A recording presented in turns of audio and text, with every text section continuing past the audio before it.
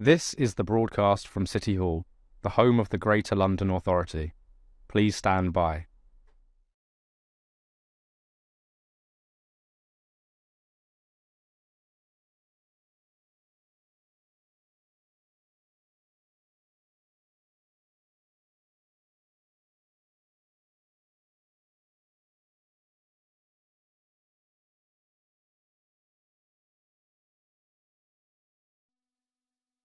This is the broadcast from City Hall, the home of the Greater London Authority. Please stand by.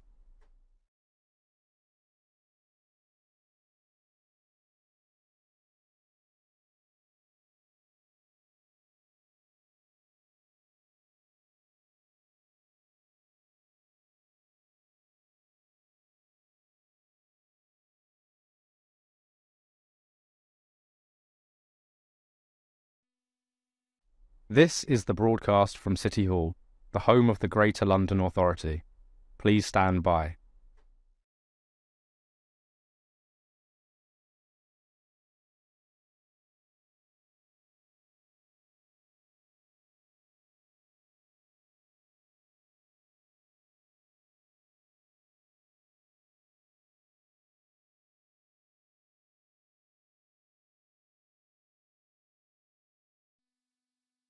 This is the broadcast from City Hall, the home of the Greater London Authority. Please stand by.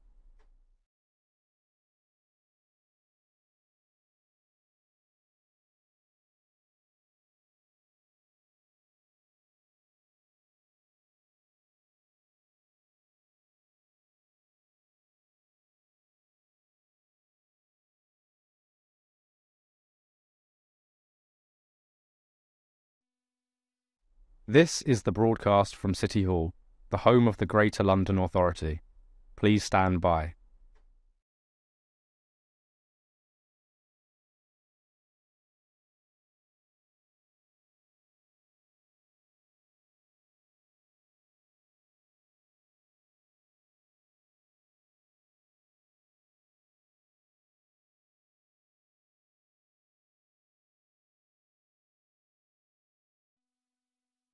This is the broadcast from City Hall, the home of the Greater London Authority.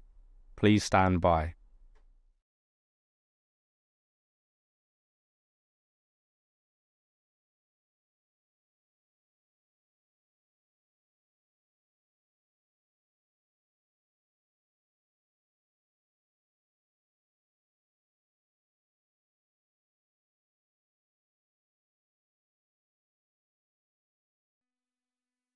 This is the broadcast from City Hall, the home of the Greater London Authority. Please stand by.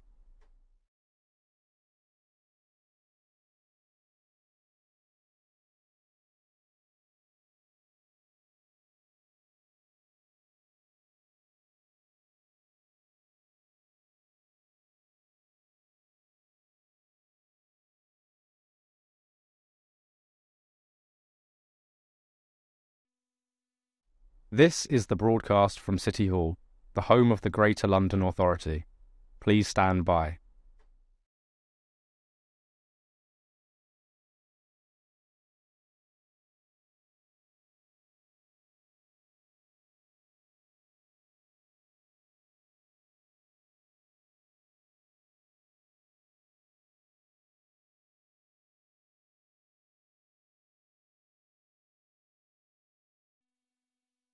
This is the broadcast from City Hall, the home of the Greater London Authority. Please stand by.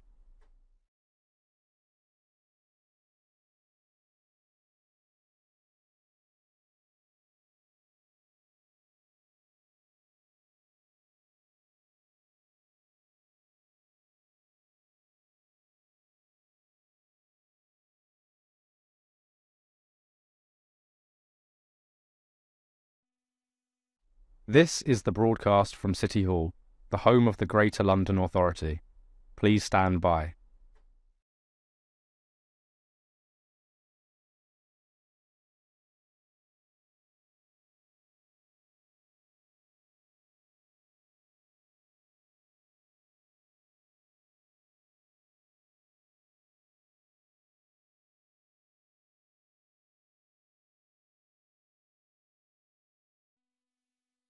This is the broadcast from City Hall, the home of the Greater London Authority. Please stand by.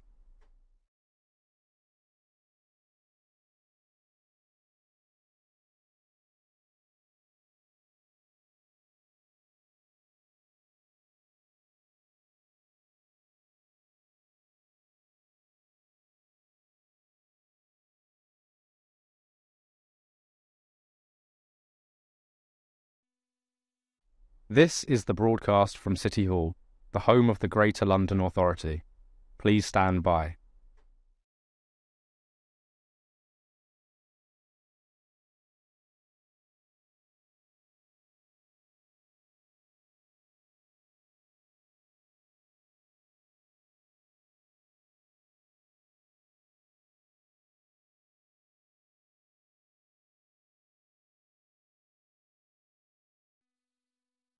This is the broadcast from City Hall, the home of the Greater London Authority.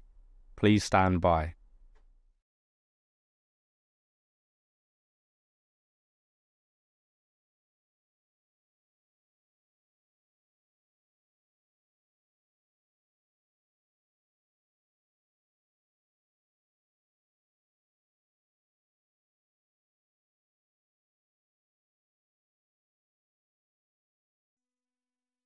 This is the broadcast from City Hall, the home of the Greater London Authority. Please stand by.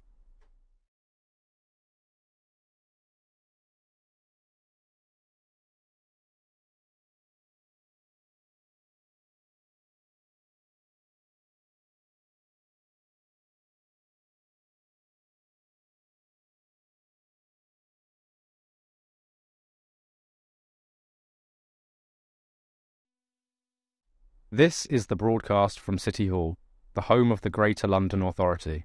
Please stand by.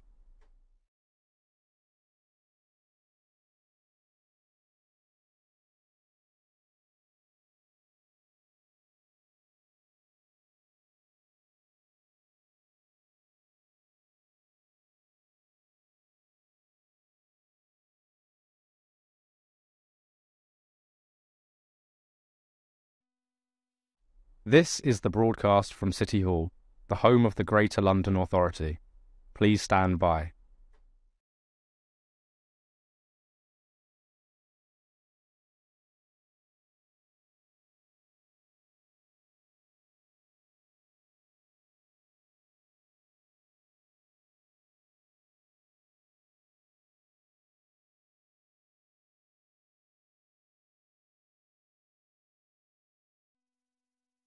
This is the broadcast from City Hall, the home of the Greater London Authority. Please stand by.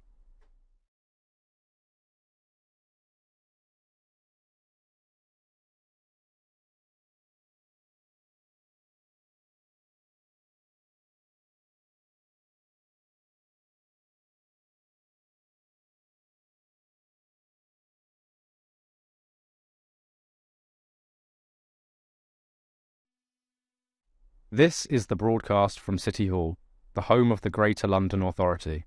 Please stand by.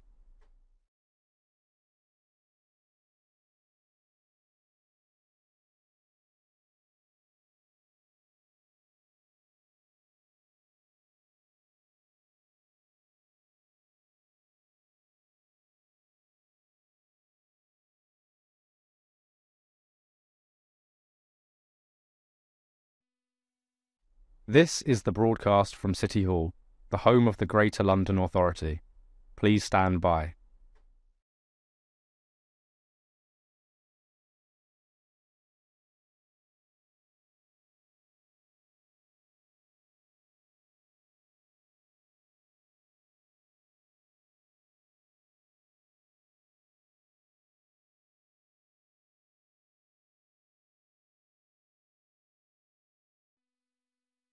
This is the broadcast from City Hall, the home of the Greater London Authority. Please stand by.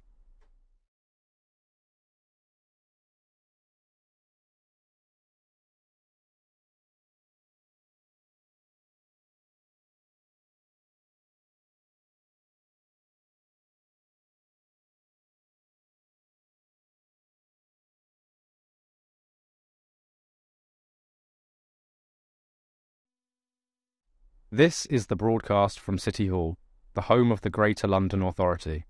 Please stand by.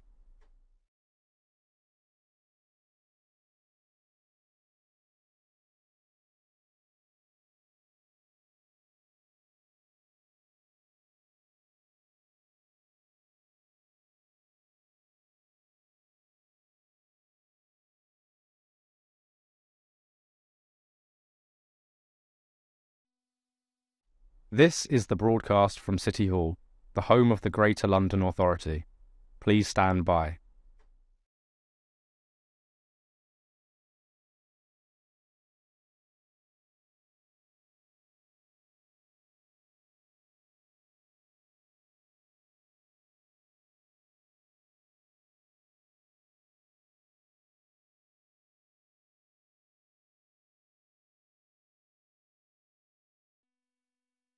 This is the broadcast from City Hall, the home of the Greater London Authority.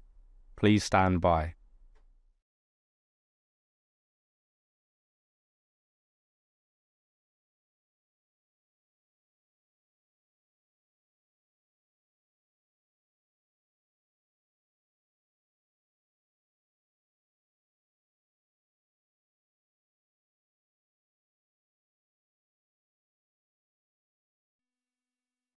This is the broadcast from City Hall, the home of the Greater London Authority. Please stand by.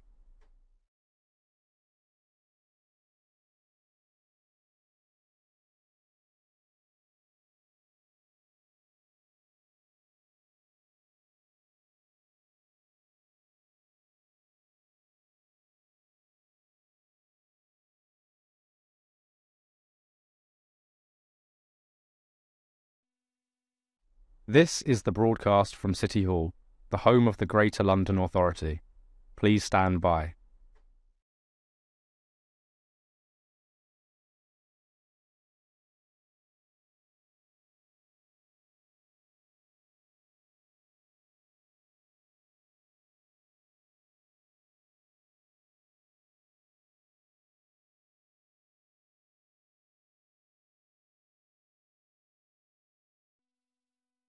This is the broadcast from City Hall, the home of the Greater London Authority. Please stand by.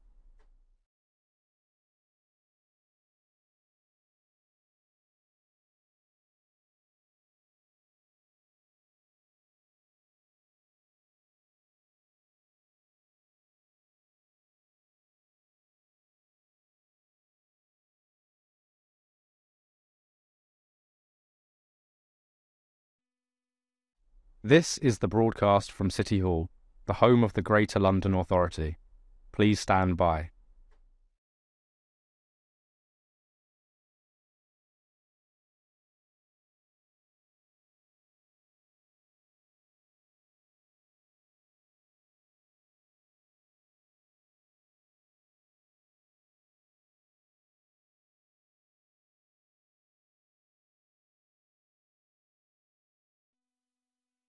This is the broadcast from City Hall, the home of the Greater London Authority. Please stand by.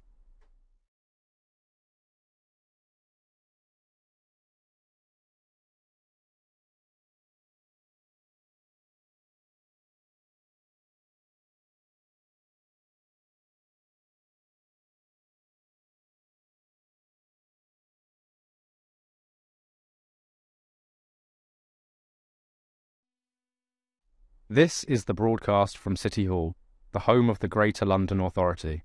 Please stand by.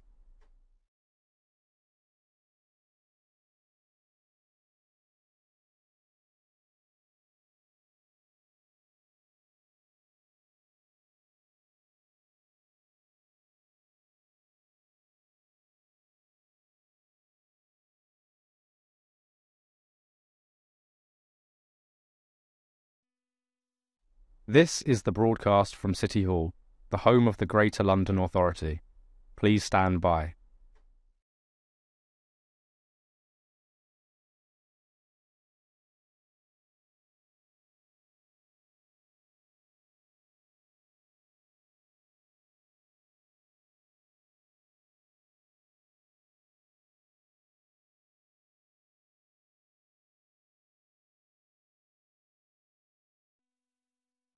This is the broadcast from City Hall, the home of the Greater London Authority.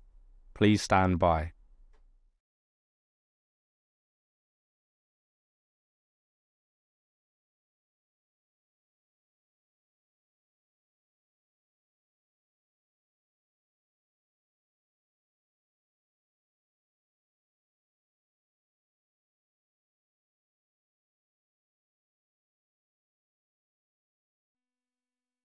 This is the broadcast from City Hall, the home of the Greater London Authority. Please stand by.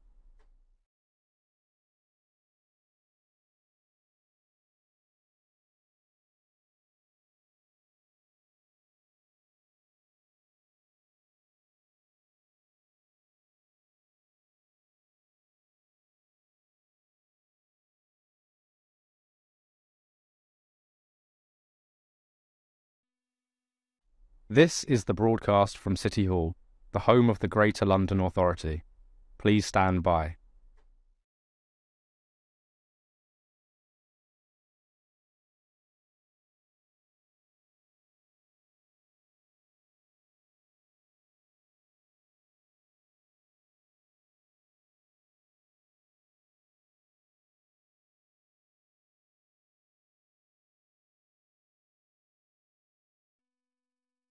This is the broadcast from City Hall, the home of the Greater London Authority. Please stand by.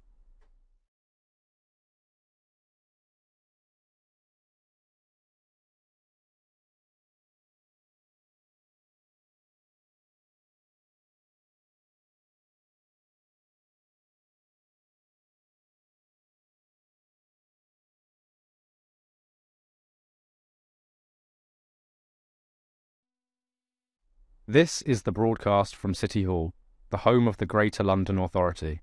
Please stand by.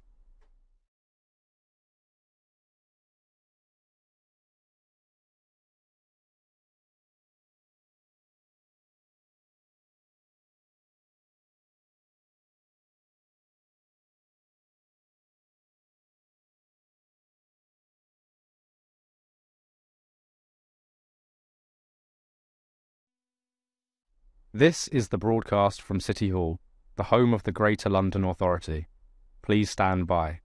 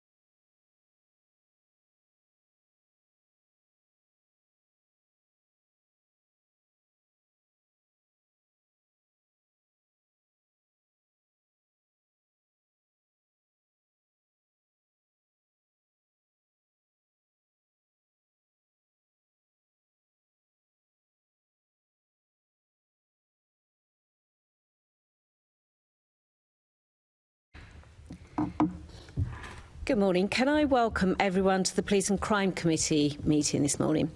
We'll be holding a discussion on the Met's Territorial Support Group, or TSG as it's known. Please could everybody make sure that your electronic devices are switched to silent to avoid any interruptions. Can I now ask our clerk, Lauren Harvey, if any apologies have been received? Thank you, Chair. We've received no apologies for absence. Can I ask the committee to note the recommendations set out at item 2 and ask if members have any other interest to declare? Noted. No. Can we note the ongoing actions arising from previous meetings of the committee and the additional correspondence sent? Noted. Can we now move on to our main item of business, and I'd like to welcome our two guests. Firstly, Deputy Assistant Commissioner Adia Delacan, who for Operations and Performance at the Metropolitan Police Service, and Chief Superintendent Colin Wingrove, who is the OCU Commander for the MO7 Task Force at the Metropolitan Police Service. I am, first of all, welcome to you both. Now, I am going to ask you a favour. If you could not speak in acronyms, please. If you could actually, and forgive me if I actually stop you and pull you back and say, could you explain what that means? Because I know you all know what it means, but the rest of us don't, and certainly members of the public probably won't as well.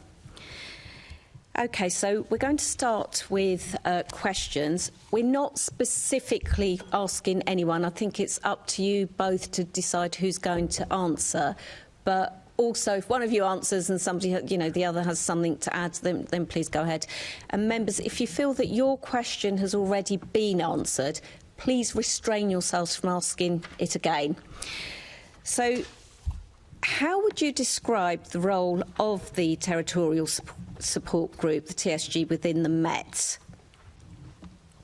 So, Chair, if I take that question on, pass on to Colin as and when, if that is OK. Chair, if I may, I'll just start off by saying that the Territorial Support Group is part of what we consider to be the task force, which is an operational command unit within the Met. We define units in that way. They're either operational command units or they're basic command units, which refers to local boroughs, really. The task force itself, which the Territorial Support Group comes under, consists of a number of other sort of specialist units. And I thought, just for context, if I explain what they are. So our dog support unit also exists within the task force, so that means within the same operational command unit. The mounted branch, which is also another specialist function that exists within the Met, is within the task force. The Marine Support Unit is based within that same unit. The MPS Dive Team is based within that unit. The Drone Team, which has the drone capacity for the organisation, sits within the task force. And the Interceptor units, which are the traffic units that specifically targeted towards crimes that are linked to motor vehicles and people using motor vehicles, is also embedded within that unit. So that makes up the task force, which is the Met's sort of specialist units, operations units. And what you will find lots of the time is that wherever the Territorial Support Unit go in terms of trying to tackle a problem, you might find the mounted branch with them, the dog support unit with them. You might find drones, you might find also. So they don't work in isolation. But dare I also stress that because they are a unit that are centrally based but deliver effects locally, every time they do a local operation, they engage with the local BCUs to make sure they understand the context as well before actually any deployment takes place. But we will probably get to a bit more detail on that later. The Territorial Support Group, if I may, it's a bit of a mouthful. If I may refer to it as a TSG from now on, if that is okay. I think that's fine. So the TSG was formed in 1987. One of its functions was to deliver effect in the public order space, really. It was also to deliver an effect in the crime space, to deal with major incidents, major events, critical incidents, and the unit is also trained in chemical, biological, radiological and neurological responses as well. So they are part of the response for the Met. And dare I say, during the Olympics in 2012, they were trained to carry firearms because they were the contingency for the Met as well. So what you can see is quite a specialist unit based across 4 bases in London. So you have a base at Chadwell Heath, there is a base over at Catford, there's a base in Larkhall Lane, and also there's a base in Alperton. They work 24/7, 365 days of a year. And the role, particularly of the TSG, is to support other specialist units in delivering effect, to support local policing in neighbourhoods in delivering effect. And I won't get tired of stressing, they don't do that in isolation. They understand the context of the area they're going to. They link in with the local BCUs in various different ways and to deliver an effect there.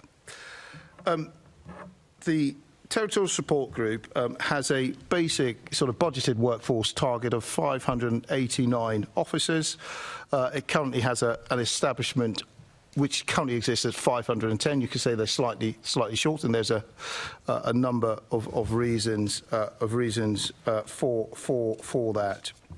In relation to how they deploy to local boroughs, what happens is that boroughs will bid for them through a coordinated tasking process that is chaired by a senior colleague with a focus to deal with a particular crime in a particular area aligned to a number of other resources and units, so as a part of a tactic. So the TSG is not a tactic, it's not a function that exists in isolation. It exists alongside quite a number of other functions I've just described. Just to give you an example of some of the things they do, and I started that at the top of my conversation. They are regarded as the Commissioner's Reserve. So they are on duty. They run 4 shifts across the course of the day, an early shift which starts around 7 o'clock in the morning, a middle shift which is, a late shift which is at 2 p.m, a middle shift at 6 p.m, and then a night duty shift, so round the clock. Whatever is over and above the capability and capacity of a local BCU, normally you will get a call out to the TSG asking them to come. And so things like an armed person behind a locked door, that could be a combination of the TSG and the firearms colleagues dealing with that, depending on what the best tactic is to deliver the effect that we are looking for. So that's the Commissioner's Reserve. They're also trained to the highest level in public order. So when you have events that we feel are likely to present a significant challenge in terms of violence, you will find the TSG at the front of that queue, trying to deliver the right effect in a proportionate way for Londoners and for London. One of the roles they do day in, day out is support to BCUs, and I'm sure Colin will talk about some of the recent results that they have gained and really supporting local BCUs. So they go into local BCUs, having been bid for by the local BCUs to come and help out with a problem recently around robbery, around antisocial behaviour, around crime, around violence against women and girls. They will be tasked in a particular way into a particular area to deliver that, and they'll deliver it alongside the boroughs as well. They also work alongside colleagues from CT, from counter-terrorism as well. So if they have to deliver an effect between to conduct an executive action, you will probably see the TSG assisting alongside other colleagues, but lots of the time first through the door to secure the suspect that needs securing within that premises. So this I think last calendar year, I think they delivered around 3,500 proactive deployments into BCUs, which I think is quite impressive, around robbery, violence, knife crime, violence against women and girls. And across sort of the 4 quadrants of London, any one time, as we sit here now, they are probably delivering an effect in some areas, really around robbery and violence. But Colin would talk a little bit more about that. In deploying to local BCUs, the first thing they will do is integrate first. They have to. So they spend some time, sometimes a week, sometimes 2, getting to understand the local BCU, the context, because it is different wherever you go, you know, each borough has a uniqueness about it. Each estate has a uniqueness about it. Each area has a uniqueness about it. So it is quite important that in delivering effect, we don't leave Okay. a We deficit are behind. going to be asking you some questions about that later on. I'm sure you are. So I suppose that hopefully, Chair and members, that gives you a little bit of a flavour of what the TSG deliver for on behalf of London. Chief Superintendent, did you want to add anything to that? Thank you, Chair, and good morning, members. I think, you know, my reflection, I've been at the TSG task force now as the OCU commander for about a year, and previously I was a BCU commander in Central South, so Lambeth and Southwark. And I think, you know, one of the things that has struck me about my time there and coming into task force and the range of capabilities and thinking about New Met for London and our drive to increase community crime fighting and strengthening local neighbourhoods is the role that our specialist Chair, capabilities... I'm really sorry to interrupt. I'm having slight difficulty hearing you. Could you move the whole of the microphone slightly closer? Of course. Hopefully this is a... Really appreciate that. Sorry to interrupt. No, not at all. And I think one of the more observations is with the New Met for London and the opportunities that brings and the importance that brings for London in terms of strengthening community policing and strengthening our approach to community crime fighting is how we deploy our capabilities such as TSG and the others to support local policing. As a BCU commander, I was a beneficiary of that support coming into areas such as in South East 1, which was a robbery hotspot at the time, and seeing the effect working together with the local teams that can have in reducing robbery offending. And so I think, you know, we're trying to ensure that we always work in tandem with local teams, local BCUs. You'll be aware perhaps of the new, it's been in place for about a year now, so each borough now has its own superintendent. We know that investment in neighbourhood policing, so it's how we can add to that support and how we really understand local communities and the local problems to be really precise about our deployments. And I know we'll probably touch on some of those examples through questions, but and I think it's, you know, there's always real opportunities, and I think from the you know, the tactical excellence that we see through task force, it's also combining with the higher standards of professionalism and training as well, and that close working together. So I think they're my sort of themes. I think as a sort of new, not so new now, OCU commander for task force, and hopefully to the question we'll be able to draw out some of the examples to help demonstrate that. You talked about the fact that the TSG has now been there for a number of decades. Could you tell us how the role of the TSG has changed, if at all, over the last decade, and what impact this has had? And also, could you touch on on the main challenges faced by the TSG as well in that context? So a number of things have changed. The TSG at one point had 5 bases. It's now down to 4. Really, the TSG on its first inception was focused significantly on public order. Now it's focused more on delivering in neighbourhoods. So focused on neighbourhood crime. Really through the tasking process. That is quite different. I think the training received by the TSG and a lot of our units across the piece now is different to what it used to be. So we talk to officers about tactical deployments.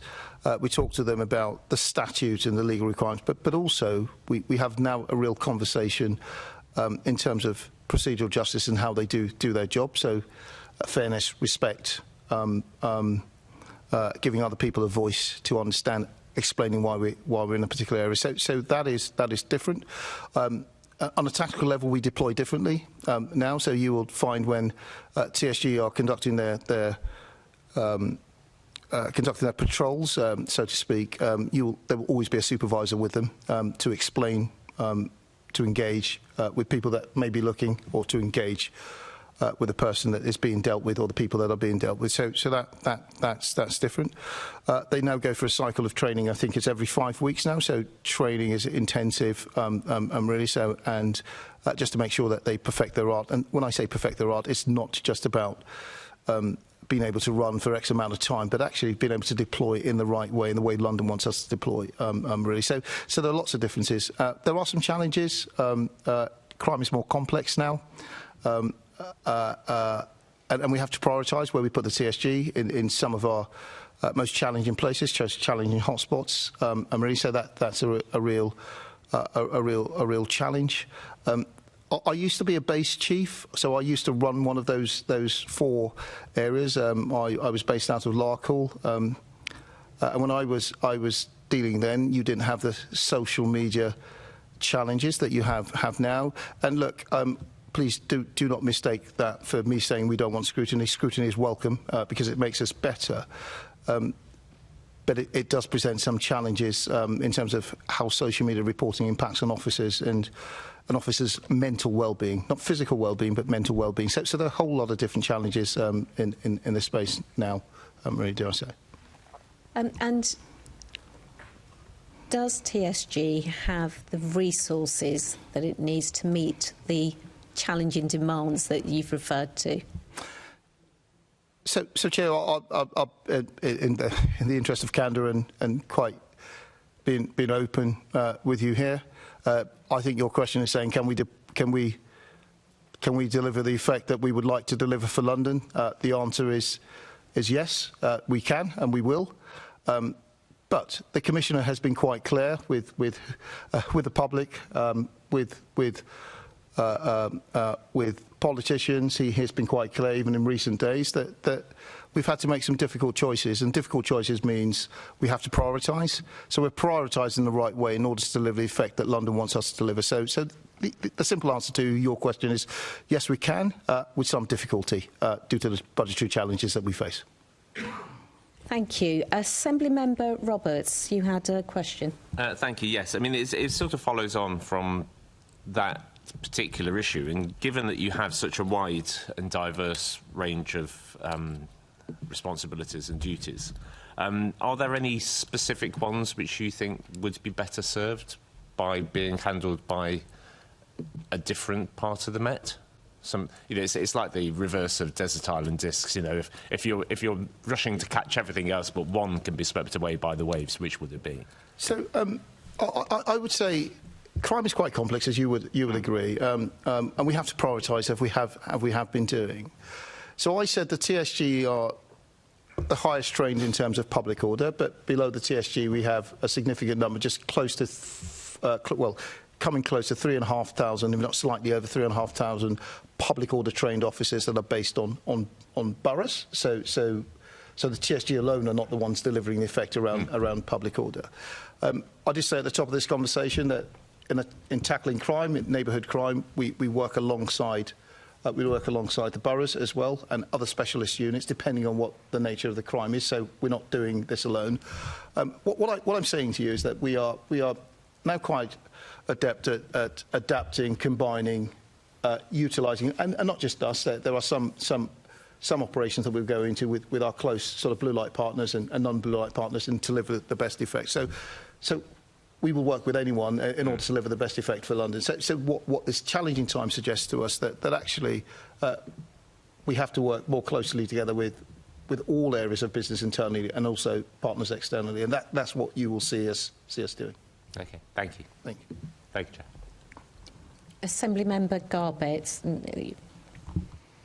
Thank you. I guess my question follows on nicely and goes a slightly step further, just to think about times where the TSG has been called to things that maybe other responses or, isn't an appropriate response. So I've heard that the TSG have been sent to local protests rather than the kind of bigger central London ones, especially if there hasn't been a history of violence. Because I think when you said before that public order, the TSG are often called when there's kind of, risk of significant violence. So I just wondered how those decisions are made for kind of local local protests, I'm not talking about the big central London ones, I'm talking about local borough, maybe outside a town hall, and whether that's the appropriate response.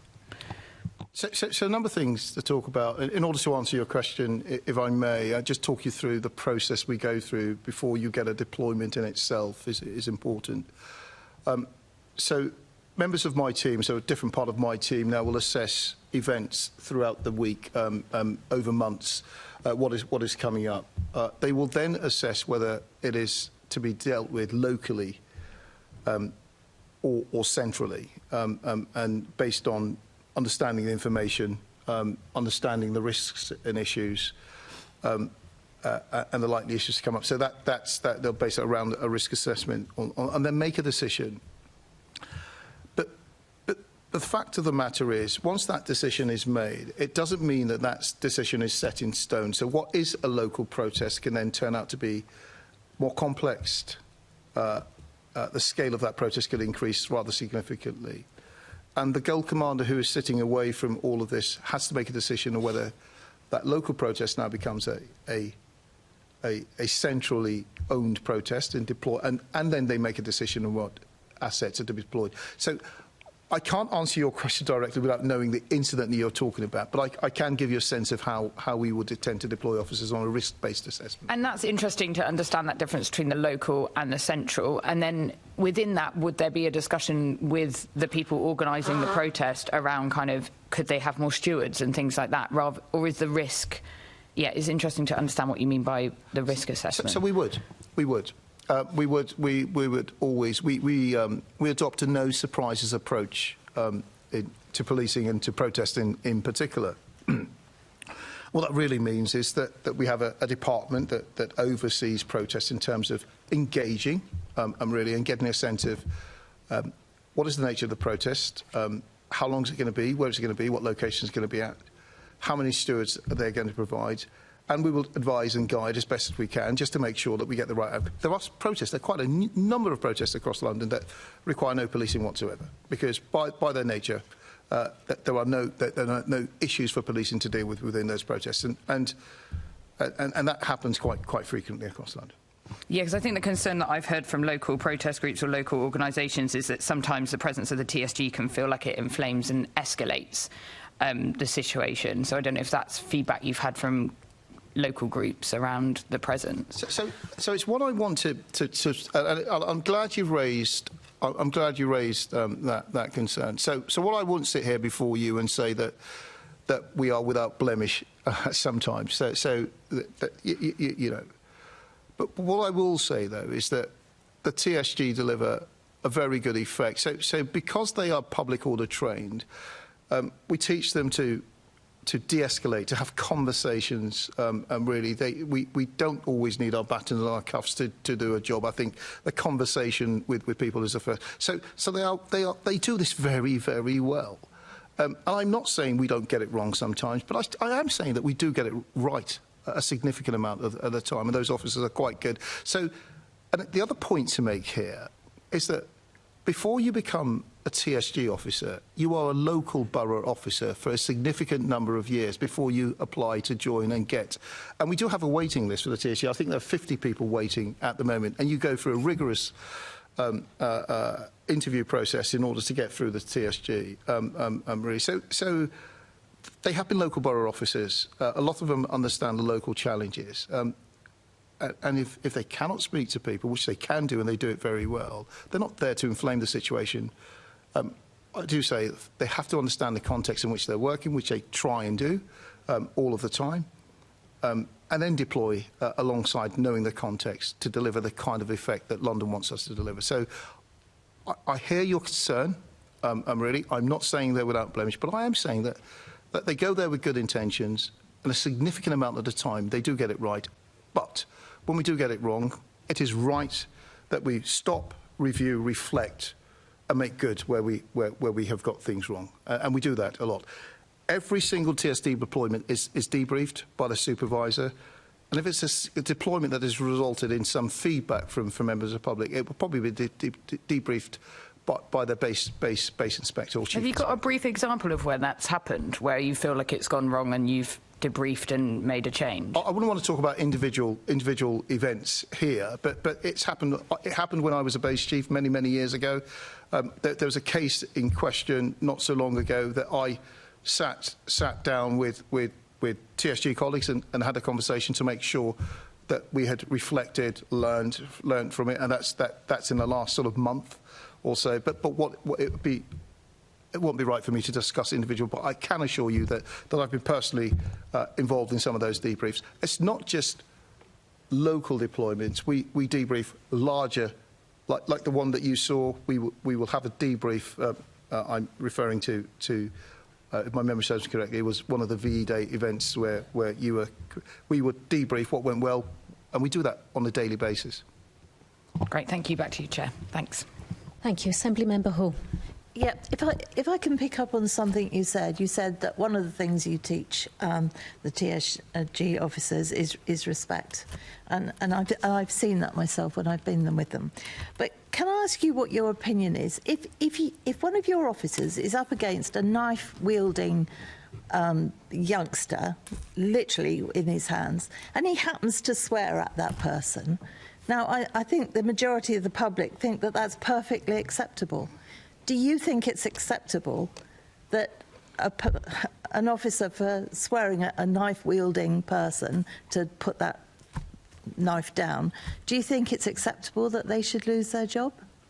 So I'll answer your question. So, look, it is my professional view. So, not my opinion. It is my professional view that. When we are conducting ourselves, we should conduct ourselves aligned to our values, the values of our organisation, which talks about respect for the people we're dealing with, irrespective of the circumstances. Okay, so that's the first thing I would say. I wouldn't want to comment on whether one loses his job or not, because with every incident you have to take into account the context. Really, whilst I'm not here to criticise any officers. We have, very recently, all officers have been through a new Met for London training, and they're going through it, and supervisors have been through it, where we talk about our values. We talk about our values a lot because we have to, regardless of the circumstances, and they do get challenging for officers out on the street. What I'm saying to you is that we have to conduct ourselves aligned to our values, aligned to the principles of the organisation, and align ourselves to what the public expects of us. And I'm not saying it doesn't get difficult sometimes. It absolutely does. But I'm not going to comment on whether people should lose their jobs or not, because you don't know the context. Each job is very different. But I would say to you, I think the public are far more behind you than Assembly Member Hall. I think we're veering off the subject here now. Assembly Member Bailey. I'd have to say that your values should respect the safety and the welfare and the mental state of your officers front and centre. Someone losing their job over swearing in a situation like that is utterly ridiculous. TSG headcount has been reduced since 2016. Why is this? And are efforts being made to resolve the TSG officer numbers? Now, I know there's the obvious thing around what you've made comments earlier on about what the Commissioner said about resource, but is there other issues as well? And in the competitive environment that is resource, where do the TSG lie? Are you top of the list or bottom? That's a very good question. So, as an organisation, in general, our numbers have been reducing over years, and you've heard the leader of my organisation say that loud and clear, which means we've had to prioritise. And dare I say, every aspect of the Met has had to face a tough choice during this recent time. So, really. What we do also in reaching that decision, and board members have to reach that decision, is we assess the risk of making the decisions that we have to make. So what's the impact likely to be? So there are choices to be made. And whether the TSG sits, what I would say is we assess the risk of cutting numbers across whatever department against the the commitments we've made to London and the impact, we are looking a lot around how can we enable the front line better. So TSG are frontline officers. So they are part of the priority in delivering for neighbourhoods and delivering for the people of London. So they'll be high in the priority of trying to make sure that we maintain the numbers as best as we can. But that doesn't make them immune from us making tough choices as well. Okay, that's an acceptable answer, I imagine. Colin wanted to add something. Please do, Colin. Yeah, so I just wondered if I could just add a little bit more as well. So I think the other thing links back to an earlier question around what are the things that have changed over time. And so I think our greater use of technology, for example, means that with the officers that we have, we can do more and be more effective. So we use CCTV much more than we had done before, live facial recognition. We now have the body-worn video. We're trialling things with drone technology. We're working more closely because we know, and I know personally as a BCU commander, how important it is to work with your local BCU. So we're working more closely with our BCU colleagues, developing intelligent information, speaking to local communities to find out what are the problems that we can address, so we can be more precise with what we do, with the effect that we have. And every day and every week I get examples of how that effect makes a difference in local communities with numbers of arrests. So in 2024, for example, we made nearly 5,000 arrests out of 3,500 deployments, so which is outstanding in terms of the delivery in local communities. So I think we have, and as Mr. Lillican has mentioned earlier, we've got about 50 officers waiting to join us, which is great. And so over the next few months, hopefully, we'll see more people joining us. But at the same time, we're doing an awful lot with new technology, new techniques, and working more closely with local BCUs and local communities to have a greater effect and impact locally. Thank you. As a layperson, I would argue that the TSG is one of the more important units. To my mind, I could be wrong, correct me if I'm wrong, you do the crime fighting. A lot of the sort of high-profile things that are bothering London, robbery, knife crime, we see the TSG intervening in that process. So we would argue you should be pretty high up the list on who receives funding or not. Bearing that in mind and what you've just said around the use of technology, has this reduction in numbers lowered your ability to carry out your tasks, or do you feel like you've mitigated it in other ways? So going back to sort of kind of earlier response, really, we've got the resources we need to deliver the service in London and provide Commissioners Reserve and that crime-fighting capability, working with local boroughs, working with specialist crime, working with other parts of the Met to deliver our priorities, deliver New Met for London. So we have those resources. I think what I'm saying is with technology we can do more than we have done previously with what we have.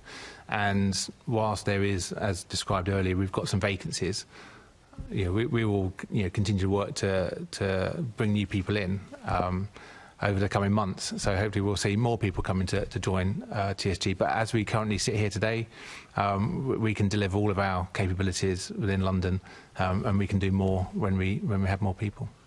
So, notwithstanding that all senior officers want more and more and more and more, you would argue that you have the correct resource, both financially and with body power, man and woman power, to carry out the tasks that you've been tasked with by the Commissioner. Is that your contention?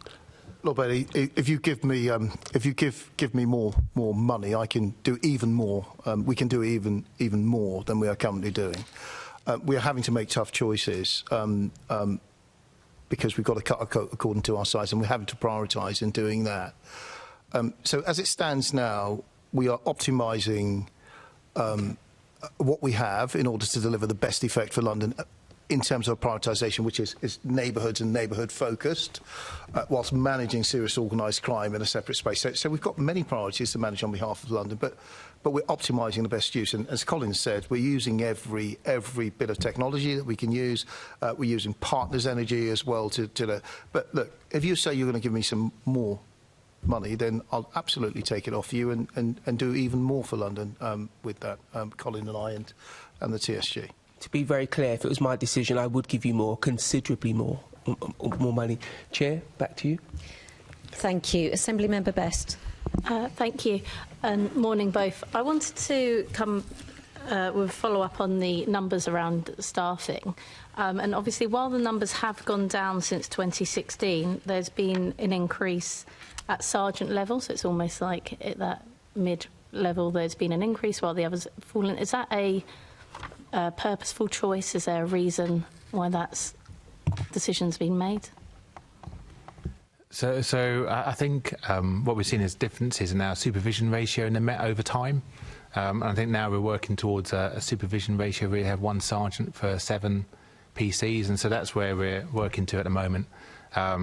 And that fits in with the sort of model that TSG in this case work really effectively with the different units and the different teams. And I think supervision is really, really important. I think that ratio is a good ratio in terms of supervising the officers, so making sure we've got a sergeant available out on the streets with the teams, working alongside when they're dealing with deployments, providing that leadership. With the sergeants we've currently got, we've also the ability to make sure that we're dip sampling and reviewing body-worn video, for example, to make sure we're conducting stop and search, for example, and other crime types in the way that we should be, in the way that our officers have been trained, and a whole range of other sort of supervisory and leadership things that they get involved with. So I think at the moment, again, we're working towards that supervision ratio now, and it's something that's common across the organisation. OK, thank you. I think Assembly Member Garbett asked the question I was going to ask, but to come back to involvement with local boroughs and the process for attendance,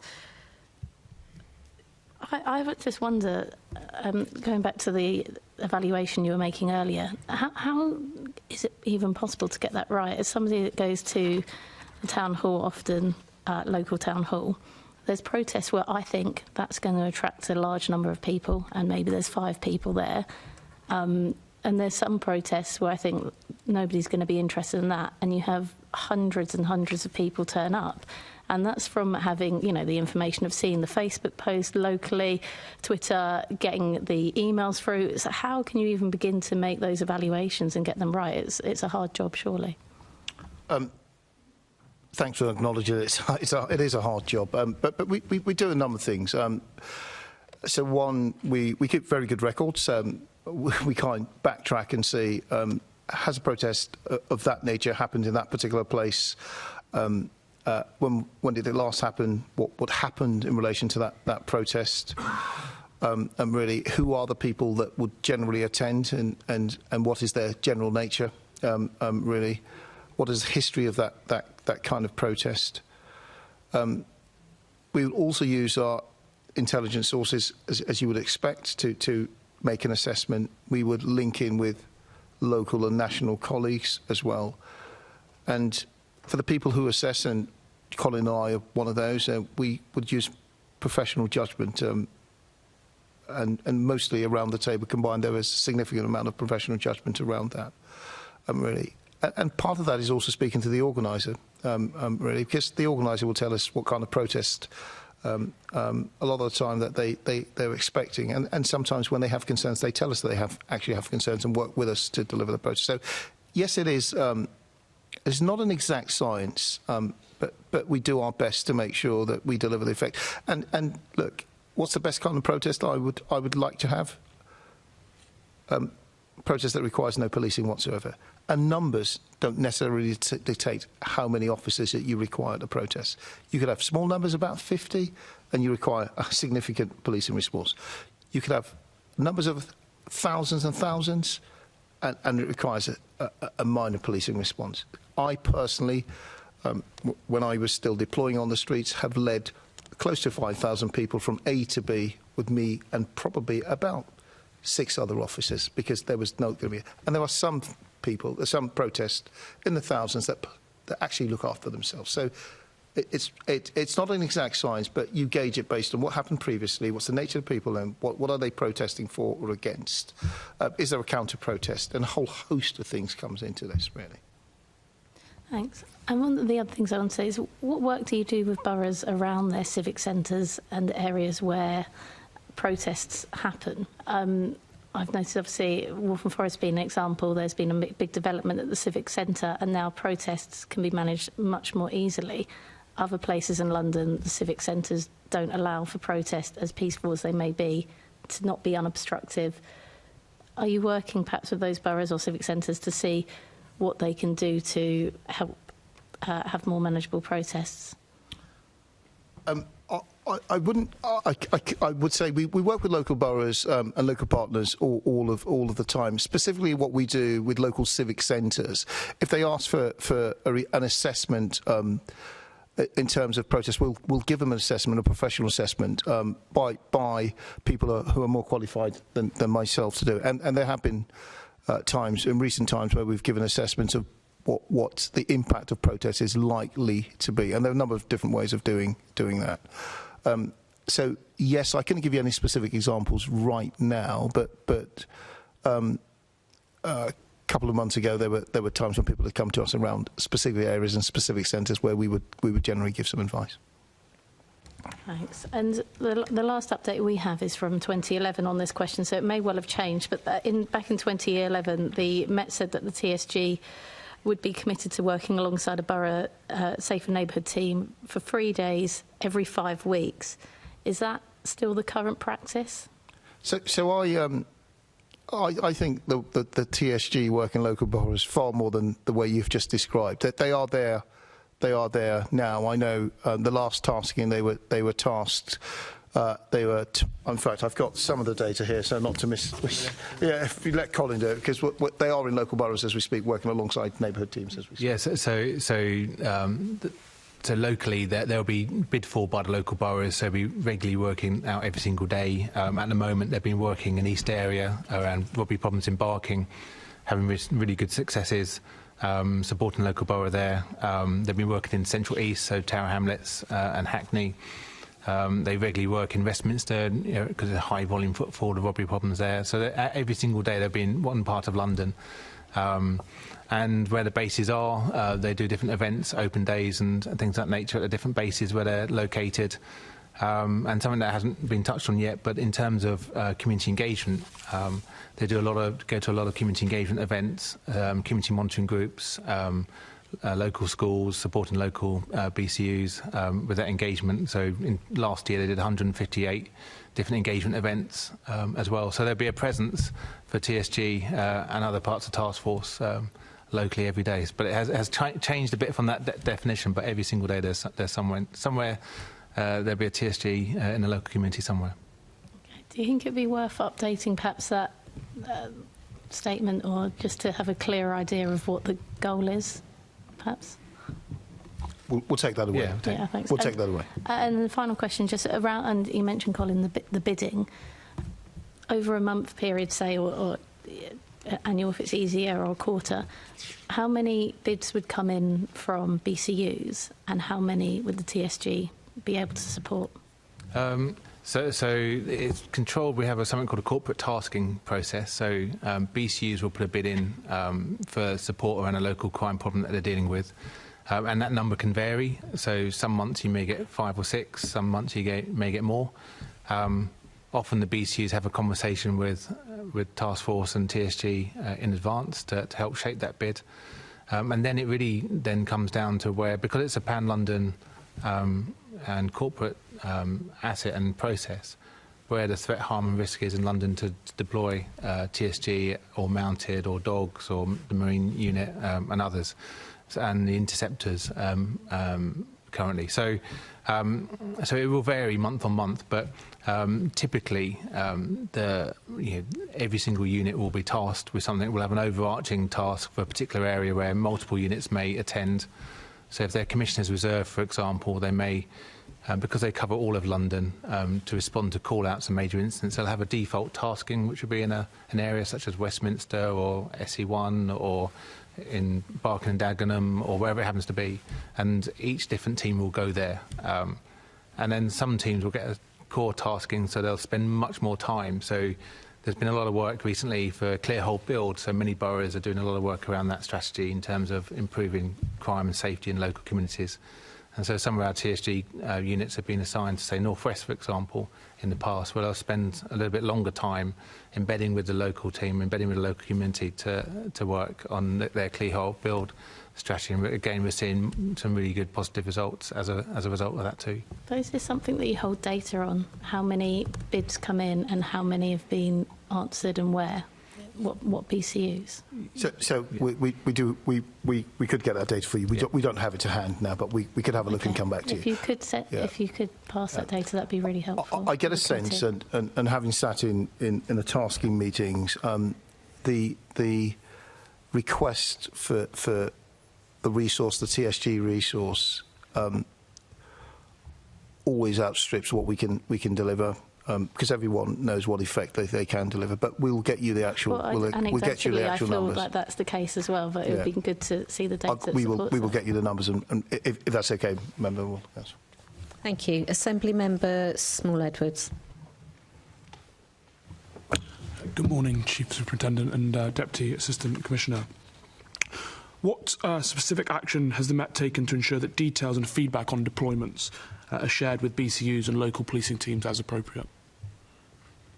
I'll let comment. I think that's we've developed an engagement strategy so that it's split into three parts.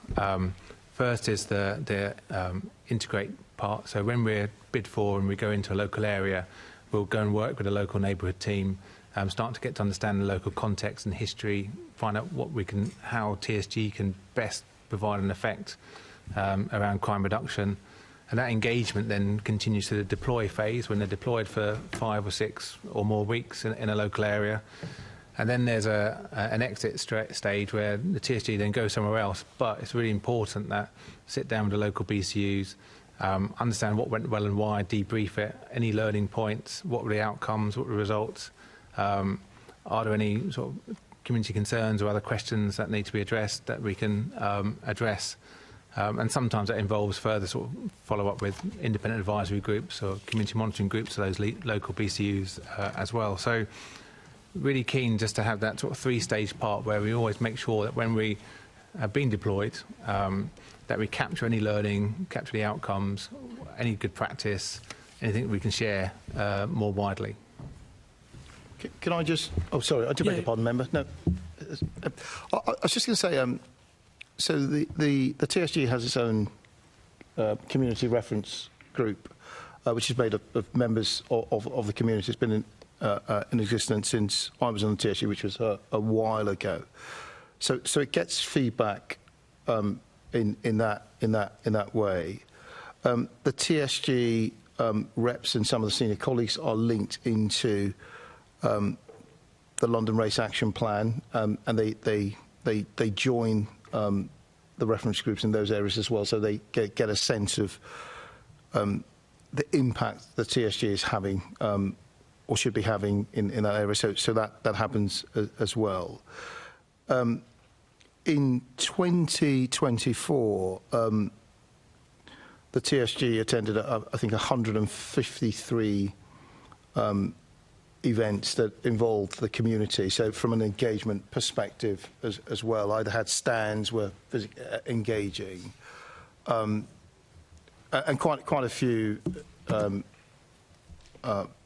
organisations they work with on a regular basis. So we get feedback in that sense as well. On a broader perspective. As well, there is. So recently, we announced the charter, and part of getting to the point in announcement of a charter and our commitments to people in the area of stop and search, we did a large survey, and really which gave us some feedback broadly about the organisation and how we should be doing things, but also we picked up specifics around that for specific units as well. So a variety of ways of making sure that we are linked in with communities on a daily basis through local links, but also through organisations that have an interest in the work that policing is doing on their behalf as well. That's a number of ways we do that as well. Thank you very much. Thank you, Chair. Thank you. Assembly Member Garbett. Thank you. This is all very, very interesting. I got slightly distracted thinking about one of my questions later. So I'm going to talk briefly about behaviour and internal culture of the Met. So quoting Baroness Casey reported that, so in context of the local work that the BCU, the TSG do, that the work tends to go back to the BCU and isn't seen to be of a high standard. Obviously that review was 2 years ago, so I'm wondering if you agree with that and what action's been taken regarding the kind of quality of the work with BCUs.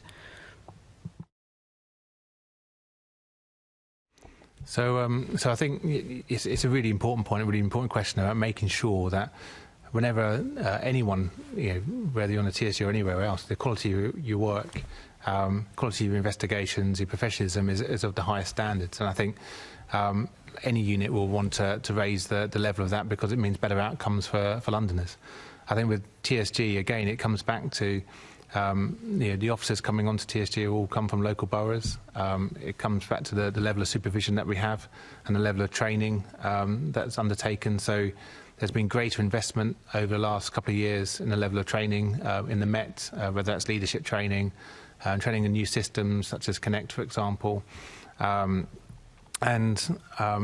We spend, so on a daily basis, we will check every day in terms of the incidents and the arrests and the cases that the TSG officers have been involved with, so that the base chiefs and the staff there can link in with local boroughs to make sure that the quality of what's happening. And then we have data that comes to us that gives some indication around the quality of those investigations. And we've got a performance framework in place where we can check and look for progress, and we can identify any trends, so that if we don't think, so that we can intervene to make sure that a supervisor can have a conversation with an officer to improve an investigation or to do something. I have a regular contact with the BCU commanders, so if there's any particular issues from that point of view, then we can have that conversation.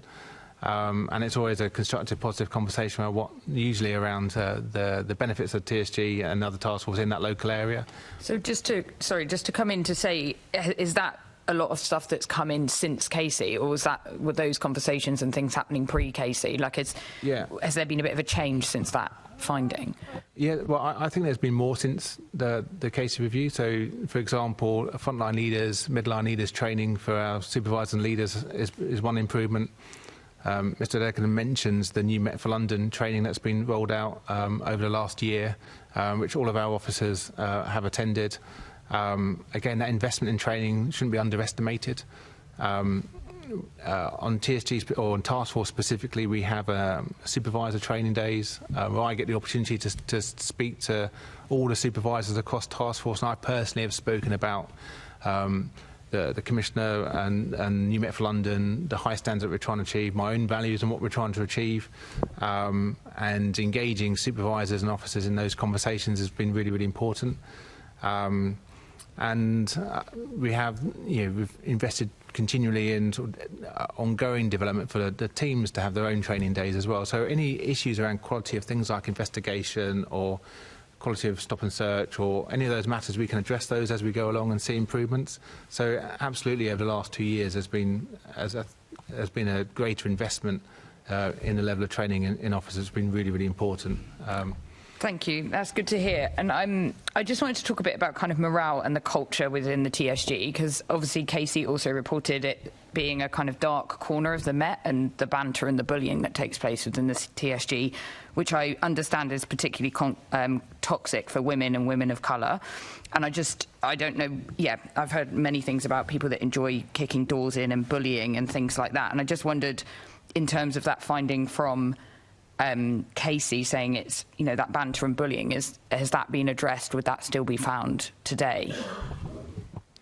So touching, for example, on the supervisor training days, I've spent a lot of time talking with supervisors around culture and our high standards and what's acceptable, what's not acceptable, and having those conversations so that we deal with issues that arise.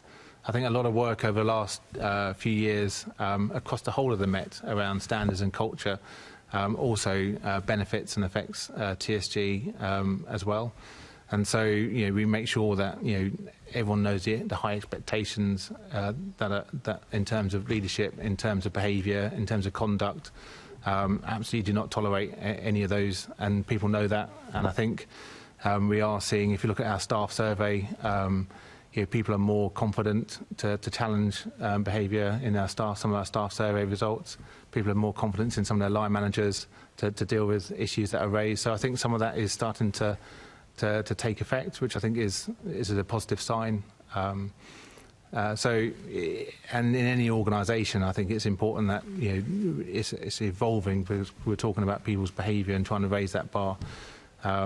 And I think alongside that, we've also seen more widely the increase in misconduct and officers leaving the Met, being dismissed from the Met, rooting out people that shouldn't be in policing. And I think, again, that just sets where we are as an organisation trying to achieve those high standards to gain public trust.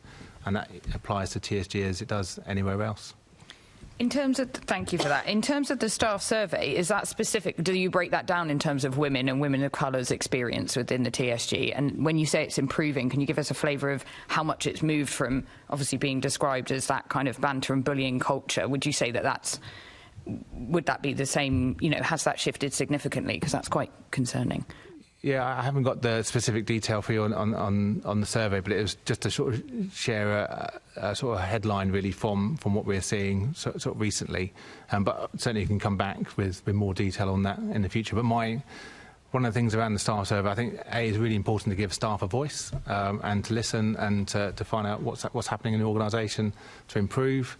For us as leaders then to start to respond to that, so we're engaging with our officers and staff around how they feel, what they need, particularly around areas such as training, equipment, and of course around culture and values and leadership, really, really important. So that forms part of our approach on the command.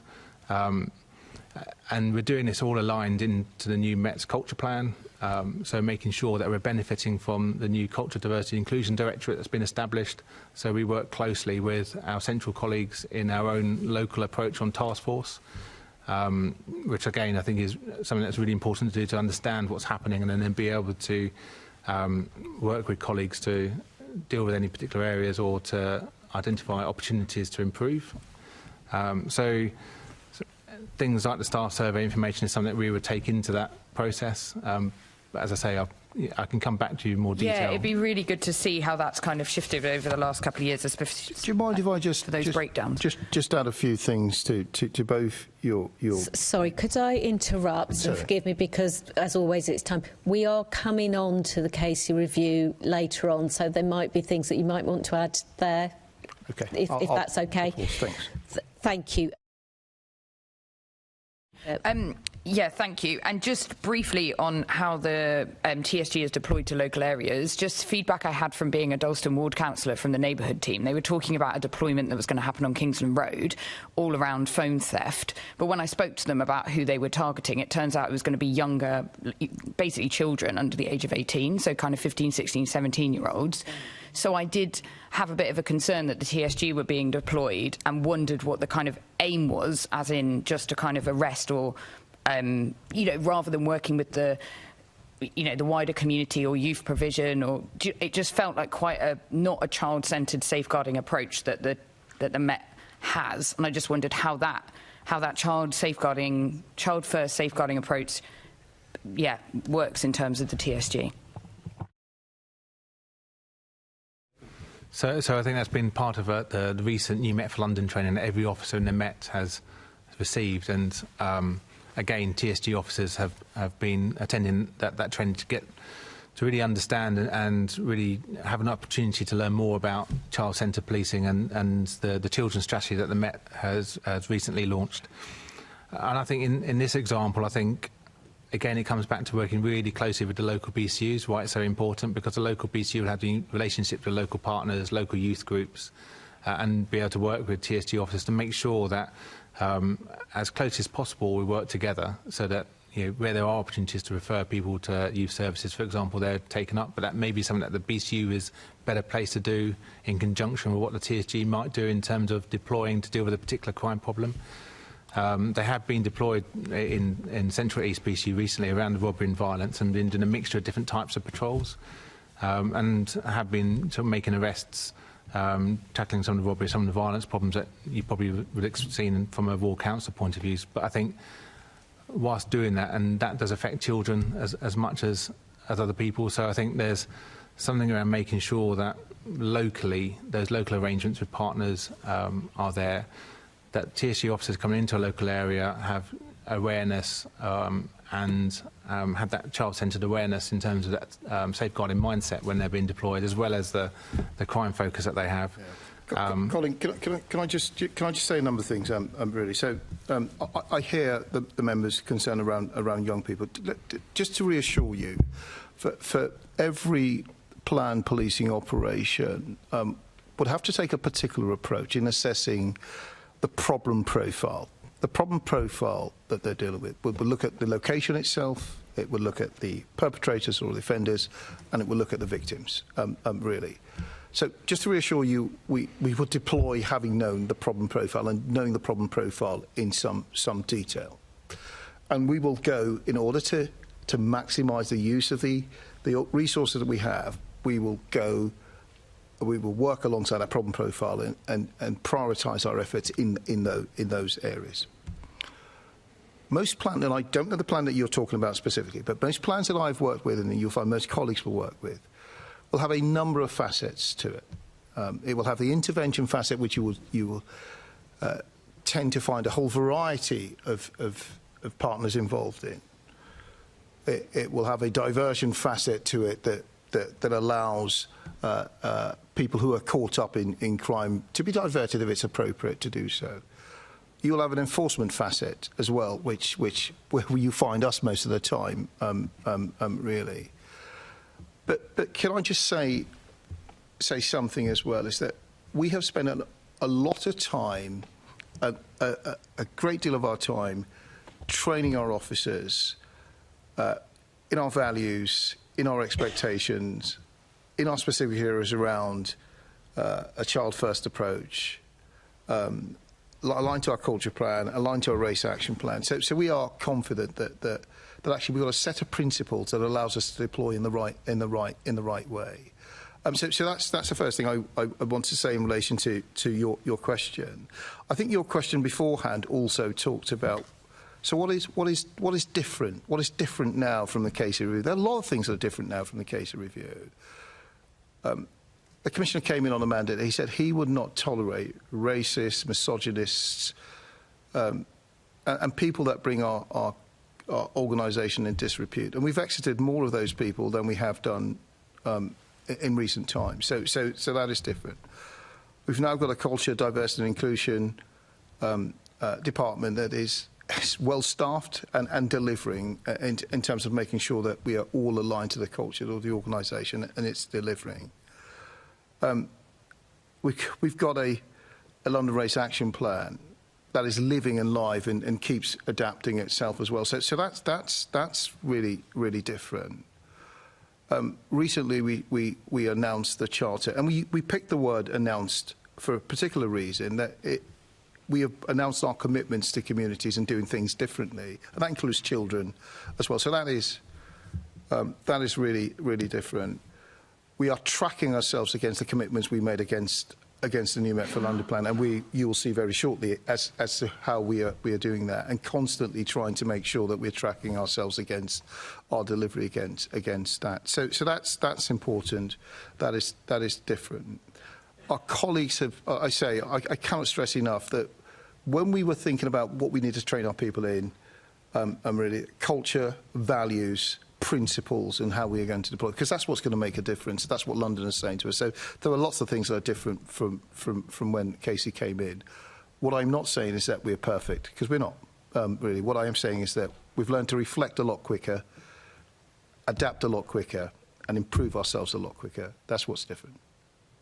Thank you. I'd be interested to see lots of those things that you mentioned, and thank you for that. Back to you, Chair. Thank you. Assembly Member Lord Bailey. Thank you. Two small questions. You talk. Where are your senior officers in defending the morale of the TSG? I said the TSG because they are at the sharp end, so we'll probably receive quite a few complaints.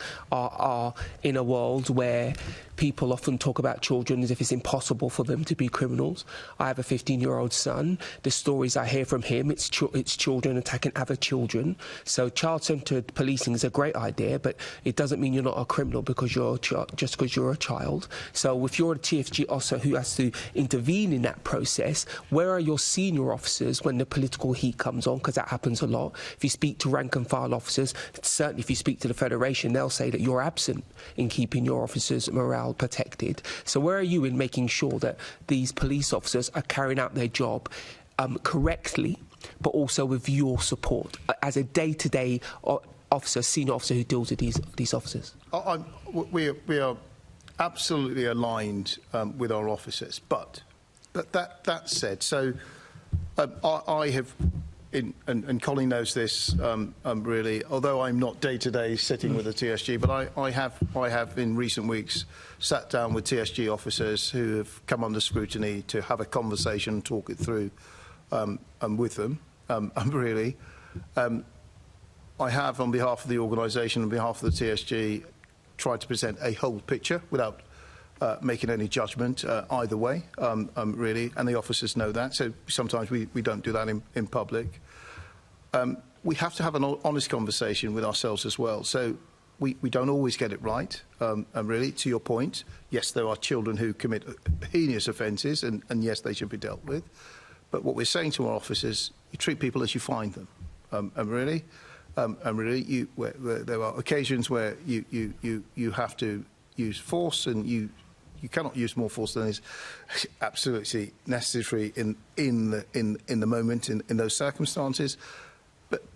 But making sure that the approach we use is the most appropriate approach in the circumstances. So there might be a young person who's caught up in something that they had no knowledge of. In something that they've just found themselves into. Surely it is right that we safeguard them. And on the other hand, there might be a young person who is just out and out bad, and really, whilst they may face the law, but we have to understand actually how did they get to that place that they got to. So we're not absorbing them of responsibility, but we're saying actually they might need the force of the law as well as a diversion of your force as well. So do you see what I mean? So I understand what you're saying, but the piece I'm leaning to, I think politics is defending those children and vulnerable communities. I'm asking who's defending the officers, both internally, which is quite frankly easier for you to do, and externally, publicly, because I speak to a lot of police officers and they feel slightly abandoned. And if you listen to this conversation, it is almost couched in the police are bad, and we know that, and somebody needs to do something about that. I think someone needs to acknowledge the work that these officers are doing to improve the organisation, and also somebody very senior, I'm looking at you two because you happen to be in the room, needs to push back publicly a little. It is not useful for everybody to talk about the police as if they're villains. It simply isn't useful. It makes our communities less safe. And I'm asking a basic question of, when you sit in front of your officers, are you reassuring them that if they do the right thing in the right way, and maybe it looks a bit suspect to the public, you will come out for them publicly? That's the point, because the morale of the police is low, largely because of how they view their lack of support from senior officers. Are you going to do something to turn that around? So we've said to our officers, and we're unequivocal in saying that, if they do the right thing in the right way and they come under scrutiny, if the context allows, then we come out publicly, and we've done that. We've done that quite a few times. But that's a qualification, if the context allows. I have to look. What is the point of me sitting here if I am just giving you a response that you want to? I've got to be frank, because it's not as simple as that. So there could be a situation where I want to come out publicly, but actually there is a case ongoing. There's a live case ongoing. I can't do that in that case. Or there was a conduct matter ongoing in that particular case. So my job is to reassure the officers, and so do my senior colleagues, and so does Colin and everyone else. And officers know that we absolutely support. The point of me being here today, and Colin and I being here today, is to actually come and tell you the great work that TSG officers... I was a base chief. I was a TSG officer. So I know the great work that they do. But and that's the purpose of being here today. So we support, the TSG deliver a fantastic job for London. They absolutely deliver a fantastic job for London. But I also see a different lens sometimes. When they have a different thing, what is the police if we just see things from one lens at all? We are a reflective organisation. Those officers do a great, fantastic job. There's no doubt in my mind. But we don't always get it right. And we've got to be honest about that as well sometimes. We're in agreement. Assemblymember Bailey. I'm stopping, Chair. I'm going to stop, Chair. Right, okay, I'm actually going to stop but I think you now. Too much Assemblymember Duval, thank you. Can I just say thank you, you've both answered the questions this morning, and I'll declare my interest. I'm a supporter of TSG as an asset, and if it's used properly and appropriately, is useful for keeping people safe in our communities and bringing people to book for their actions, to be honest, their criminal actions. But look, let's just start with that. Let's follow on from Lord Bailey, because I think it's important, and I understood what you were trying to say, because there are processes where you can't comment and come out and show full support in certain circumstances, but there are issues where I think the police don't really help themselves in terms of there are things that you can do to show the public what you face in your day-to-day work, what ordinary police officers face in their day-to-day work. So, I'm taken by the social media issue that shapes some of the actions and perceptions of the TSG. So the 3-minute social media issues, the little encounter where they're intervening and it doesn't look quite right unless you see the full 15, 20 minutes and see the pressures that those officers are facing that lead to that 3 minutes and where it comes to. Now, I get that, but you could show the public clips of body-worn cameras without exposing the other parties of what your officers have to put up to when they're in those intrusive moments of stop and search where it's not going right, not because of police officers who are acting respectfully, but because the other side are not acting respectfully and doing their best, as well as crowds gathering to give their 2 pence into those issues.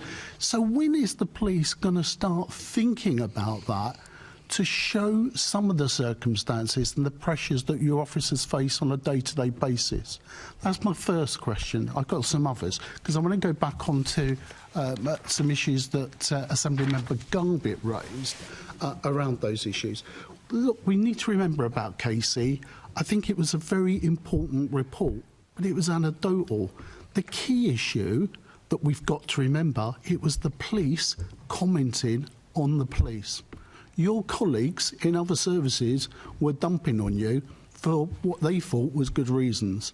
Now, you're telling us that these things have changed in 2 years, but there are things that I think when you've promised to come back with some more information.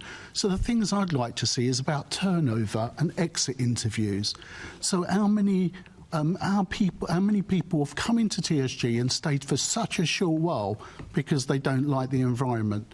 I'd like to know that. If you're telling me that 50-odd members are waiting to queue in, it sounds like a good thing that people are not exiting as fast or not doing that. Now, I get it, that some people it might not be the career choice to go into TSG. They thought it would be, but it wasn't what they thought, and they've seen something better and they want to go out. But I'm saying, I want to know how deep do you go in asking those questions, because sadly the legacy of the past is dominating where you are at the moment. People still view, I was looking at our own internal briefing, it's historical. There's nothing recent, it's historical that we're dealing with. We're talking of events a number of years ago that is shaping our view and some of the questions that we're asking of you. So, there's an issue that I'm picking up, that things probably have moved on, as you said, but I think you need to give us the evidence that actually says that things are moving on. And then lastly, the point that I want to make is that, look, the turnover of staff, the training that goes on, how sustainable can we make that with the future leaders that you're coming? So the tenure issue is a good thing in one aspect. Actually, it's a bad thing, because once people have got the experience and the understanding that they're working in, they're off. They're off and they're gone. So all that issue about are you working closely with the BCUs when you're deployed, I'd like to see how far that goes. Is that really just a surface and an operational issue? We come in because we're doing an operation, or is that a continuous process with those priority boroughs that you are? How seamlessly is it that you understand each other and what each other's roles are? A lot there, Chair, but I don't mind some of it quick, and I don't mind you coming back in writing if you want. How seamless do we work with BCUs? It's a tried and tested process that's been working for quite a while. It was there when I was there years and years ago. It's been built upon, and it carries on. So it is a fairly seamless process, well tried and tested, and delivers a whole host of results. Really for whatever boroughs they are particularly in, and I'm happy to share results in terms of the number of arrests, the number of knives they get off the streets, and we've got all of that, and we can share that with you. And it is rather impactful and is significant. So that is it's a seamless process with that. In terms of proving to you that so what pardon me if I suggested that we've solved it all. We haven't. Really, so that wasn't the suggestion I was making. I said we'd made good inroads in laying the foundations to make us improve our culture and sustain that improvement for time. So we made a commitment to training. It's not one-off. We're thinking about what we need to train our officers in again, and we're thinking broadly about how we train our officers, and it's mandatory. So they haven't got a choice. They go through it. So we are thinking about what Casey says. We acknowledged everything in the Casey review. Yes, it was our people talking to us and telling us how they'd felt. And it'd be wrong for me to trivialise any of that at all, and I don't intend to. So to be absolutely clear, and all of the things that we are doing is trying to address the recommendations within Casey. So the chart that I've referenced was recommendation 10 within Casey, and it says you have to reset your relationship with communities around stop and search, and that was and there were a whole host of other things with it, recommendations that we have and we can write to you and give you an update on that. In terms of the body-worn video that you asked, that we should start to show people, we're nearly completed our policy on that, and there are exceptional circumstances where we would do that. So yet again, as much as we would like to do that, there are some issues behind that. There are some legal issues that would suggest that we cannot in every circumstance, but in some circumstances we can. We're working through those and we're working quickly, and hopefully you will see that very shortly. There are issues around if something becomes a complaint or a criminal offence, is it right to then start to share? So we have thought about that, and yet again we've got to be sensitive in the way we do that. But we are definitely thinking about that, and the organisation board members are quite supportive that we do it. And in recent times we have tried to do it, and dare I say, people are sometimes not willing to receive the bigger picture sometimes, and that's just the way life is. Just a final point, Chair. Just saying, people, I hear some criticism about TSG going into some communities.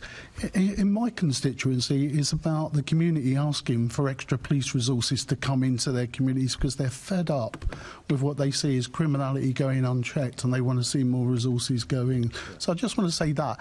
And is there an element of where the Met Police, you do it professionally, and rightly so, it should always, the buck stops finally with you about where that deployment is.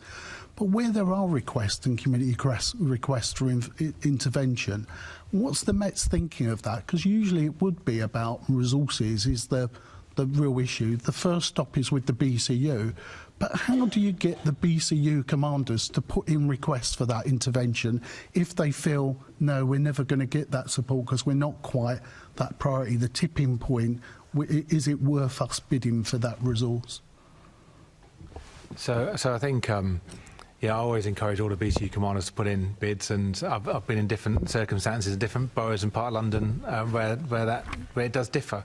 Because we know that there are some parts of London that have more crime than others, and different types of crime. But I think with Task Force more broadly, we've got a lot of options, a lot of different resources that are spread out pretty well across the Met. And so you may be at TSG work in one area, but interceptors may work somewhere else, mounted may get a deployment somewhere else. So we'll have a presence everywhere, and sometimes we just, as been described earlier, in terms of when we're looking at particular problems and how we solve them, that it just depends what is the best effect that we need to achieve alongside the local borough. But yeah, as I say, I'd never discourage my colleagues from asking for our help. We're always here. Thank you. So, come to the end of our first section, which was about the background of the TSG, and we have gone a bit over the time that we'd had allocated for that, but I think that actually is an indication of how interested people are in the TSG and how little we actually did know about it. So the next section is about the confidence to use powers and training for the TSG. I would ask members if we could just pick up the pace a little bit, please. And I would like to have a 5-minute break for our panel more than anything at the end of this section. So, Assembly Member Hall. OK, I also have to declare I'm a massive supporter of the TSG. I've spent many, many hours in the back of carriers waiting to swoop and actually witnessed a lot of banter. And they're not going to be saying, this is frightfully difficult where we're going. They're going to be saying what they think. And actually, there's nothing wrong with banter, and I hope it's not completely removed by our government. The committee has heard that public order officers are handing in their public order tickets. That's what we've been told. I know the firearms officers, quite rightfully after the Carver case and the situation with that poor officer, I can understand why they would.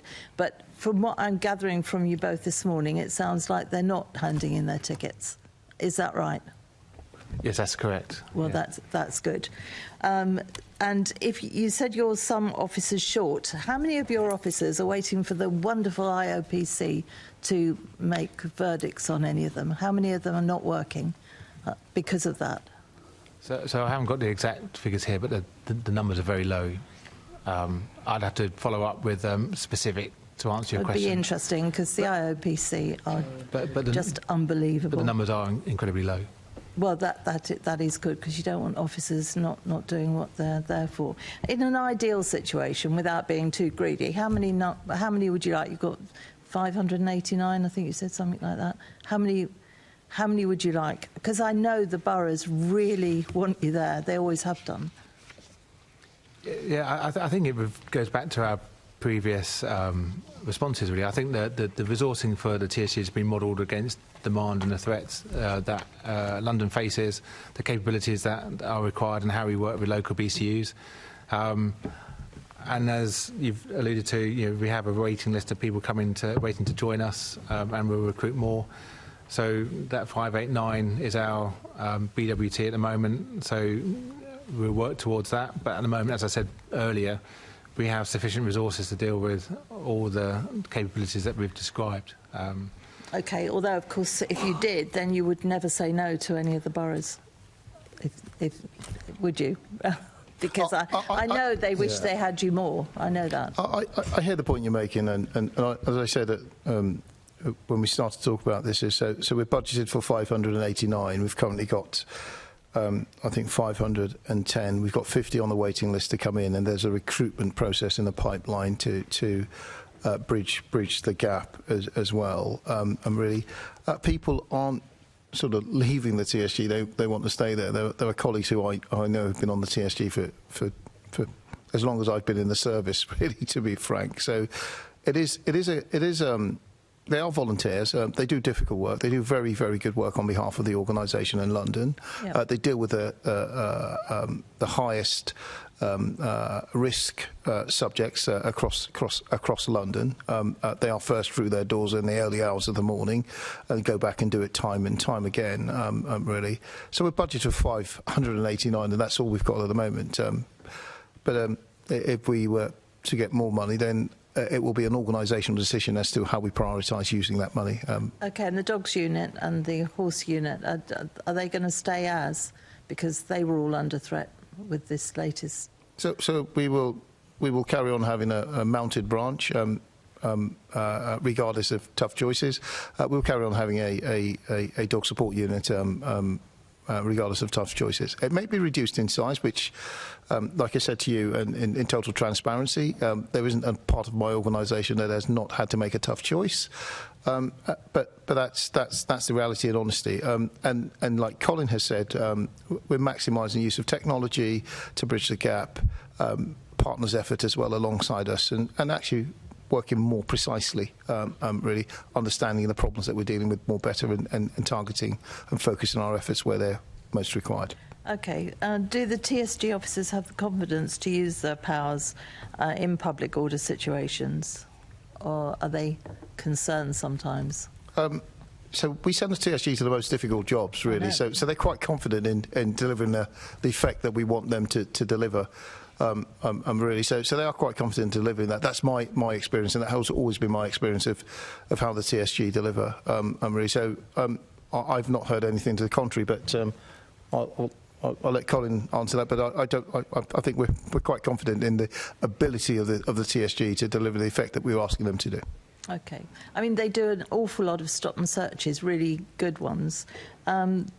Do they have the confidence now to use those stop and search powers, given that the Mayor's recent report on decriminalisation of cannabis? Are they still quite happy to stop people on the basis that they might be carrying cannabis? So I make no comment on the report that you suggest, but I will comment on the TSG and confidence in powers, the use of powers, especially in stop and search, really.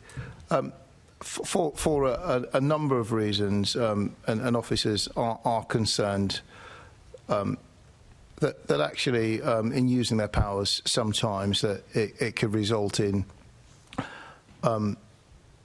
unfair scrutiny, really. So they welcome scrutiny, as I said previously, but what worries them more is the unfair scrutiny that does happen sometimes when the complete picture is not known, and their actions are being scrutinised on the basis of a 30-second clip. So that does worry them, and some of the outcomes in recent times has worried them. But that said,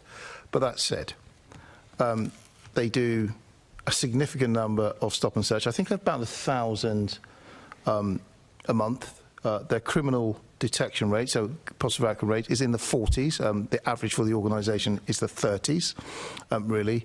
So hopefully that gives you some confidence that these professional officers are still going about doing their business on behalf of London, really, in order to keep it safe. I know they are, but I mean, I listened to Len talking about it. I mean, we're absolutely together on this. We agree. The officers are doing their absolute best. They're doing the job properly, and these idiots are taking 2 or 30-second clips, putting the police looking in a very bad light. And we've had some high-profile cases on that. And we would like to be protecting the officers, because they must think twice sometimes about doing some of these things, because instead of being helped by the public, we see videos of police being attacked. And instead of going in to help that police officer, which I would, and I know Len would, they're taking films of it. I mean, so that must affect the confidence of your police doing some of these stop and searches if they think that they're going to get lambasted like those 2 from the TSG did. Look, on that recent case. So what officers say to me, and they've said it directly to me, that it is easy to overcome physical attacks on them. The psychological impact of seeing their actions commented on repeatedly is very, very, very, very impactful on their mental well-being, really. But I must stress, so what I'm not saying to you today is that we don't want scrutiny, because, of course, that's what's going to make us better. It's the unfairness sometimes that sits behind that scrutiny that worries officers, really, and that's their main concern. And that's where our questions are coming from, because we know that, and we consider it unfair. One very quick one. I know you said you wouldn't comment on it, but I find it concerning that there's a recommendation for the amendment of Code A of the PACE with the insertion of the smell of cannabis not being sufficient reason to stop and search. Do you have a view on that you could tell us? So look, our job is to enforce the law. So we will enforce the law as the law is written, and we can do nothing but do that. And we've given our officers some guidance in relation to how to approach the cannabis issue that you suggest. And we've said, look, just the smell alone, that which is our policy. If you need to find some other grounds alongside that as well to be able to sort of conduct a stop and search if it's linked to cannabis. That is our policy. Okay, I'll leave it there for time reasons. Thank you. Thank you. Assemblymember Duval. So where does that leave us when you're stopping someone in a car who happens to smell of alcohol, or you think, following on from alcohol, that drugs may have been involved in terms of that and those types of stops then? Because on one aspect of criminality in terms of being a car driver under a substance abuse, and another one where I might be walking, well, you said the law's the law, you enforce that. So where does that work? So we enforce the law. So if you're driving a car and you're under the influence of drink or drugs, not you particularly. But I'm right, that smell is a determining factor for a police officer to intervene. Yes, absolutely. If you're driving a car, absolutely. If you're driving a car, that's a totally different. That's totally different ball. So mixed messages could be difficult in terms of enforcement, or for the officers in terms of understanding which environment they're working in. But I guess it depends, doesn't it, on the circumstances, and all circumstances are going to be different. Just recalling my time as a PC, regularly stopping cars, the manner of driving sometimes is what stops.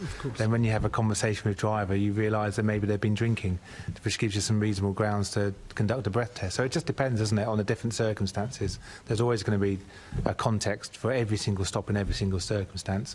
And I think what's really impressive, with the level of training and the level of work that TSG officers do, the amount of training they do around stop and search, and the work with community groups, with the engagement that we talked about, is that with 1,000 stop and search searches a month on average, 3,500 deployments in a year working in local BCUs, that their outcome rates average around 44%, which is really positive, because it shows that we're being more precise, that the officers have confidence and they're applying their grounds really well. Just to say, so we are clear as an organisation that actually stop and search is an actual really effective tool in the fight against crime. So we are absolutely clear. We say that to officers. We say it publicly. We say it all of the time. So we're clear on that. When done effectively and when done properly, there's no doubt in my mind that it prevents crime, it saves lives, really. So there's no doubt about that, and we've said that openly. But we're also aware that when done poorly, it has the ability to burn through trust like nothing before. So we make sure that our officers are doing it in the right way. But there is, to be absolutely clear, the amount of weapons it takes off the streets on a day-to-day basis is absolutely phenomenal, really, and it keeps London safe. But we have to do it in the right way, so we're clear about that. Thank you. Assemblymember Best. Thank you. So we know, obviously, officers in TSG take on the highest level of public order training. Is there any other specific training that officers undertake, and how often is this training refreshed? So they will train every 5 weeks in relation to public order, so to keep up to date in relation to their tactics and the use of their equipment and the different scenarios that they face. All officers do annual personal safety training and emergency life support training as well. They will also do different types of more advanced scenario type training in their public order training as well, so house entries and so on, dealing with violent individuals, etc. As mentioned before, they are also trained to be a first responder to chemical, biological, radiological and nuclear incidents in London. So when they're Commissioners Reserve, that's part of their responsibility to be that 24-hour 24/7 response to any incidents of that nature, and they have the training and the level of equipment to support them in that role. And they've also undertaken multi-agency exercise training, so when there's a major incident, civil emergency and so on. They've been involved in joint exercising in terms of the response to that. And on top of all the other the training that they do around New Met for London, values, conduct, child-centred policing, powers and policy training that they get involved with. So and there'd be more that I haven't listed. There'd be some specific skills that some of the officers have. So some of our officers in TSG are public order medics, so they'll have training for that. They're also public order, public safety advisors, so they provide tactical advice. We have a high concentration of officers who are specialists in giving tactical advice to public order commanders. And a number of our sergeants and inspectors are trained in being able to take command roles of public order scenarios as well. So it kind of gives a sense of that Commissioner's Reserve and that standing public order capability and readiness that we have available should it be required. So there's a refresher training every 5 weeks. That's quite short period before you need to go back for a refresher training again. How long is that? So they'll go back for a day. So it's a day every 5 weeks. Okay. And that we can put an open invite if anyone wants to come and see the training. Be very welcome to. Yeah, absolutely. I think that'd be great. Yeah, thank you. When you're looking at these training situations and scenarios, and it's already been raised about the presence of social media and filming, one thing I personally still can't understand is why there's not more threat of arrest for obstructing a police officer in some of these scenarios where police officers are dealing with really difficult circumstance and having a phone shoved in their face and quite aggressive questions asked about what they're doing. Why is that not something in training scenarios that you would use as a tactic, or that you would use as a tactic? To arrest someone every time? Sorry, I missed the question. To make clear that the people that are getting involved with cameras and filming quite aggressively are obstructing the police officers. So if you film us from a distance... I'm not talking about filming from a distance. Yeah, so the power of arrest sits with each individual officer, aligned to the law. And it's very... Each circumstance... There would be circumstances where people would... obstruct an officer where they will get arrested, and there are some things where they're going about their business, and they probably won't. It's really more specific. Do you run through those scenarios in the training centre, and what de-escalation do you use? Would you ever suggest that as something that officers can use to try and dissuade people from obstructing them? To let them know that if they are obstructing the work of a police officer, yes, they could be arrested. That's a serious offence. Of course. They should be arrested. Of course. If you obstruct the police officer in the course of the execution of their duty, then you are liable to arrest, really. Whether the context in which they're using the phone at that time constitutes obstruction is a matter for the officer to decide at the time. So I hear what you're saying, and I don't disagree with you, but I keep coming back to the point that you've got to take each incident in terms of the context, because it varies. I cannot tell an officer when to arrest or not to arrest someone. What I can say is, here is the law, as you've just described it, and if you think it applies, because they have to justify the arrest at the given time. It just seems a lot in the social media clips that we often see that, quite frankly, I think the officers are putting up with a lot.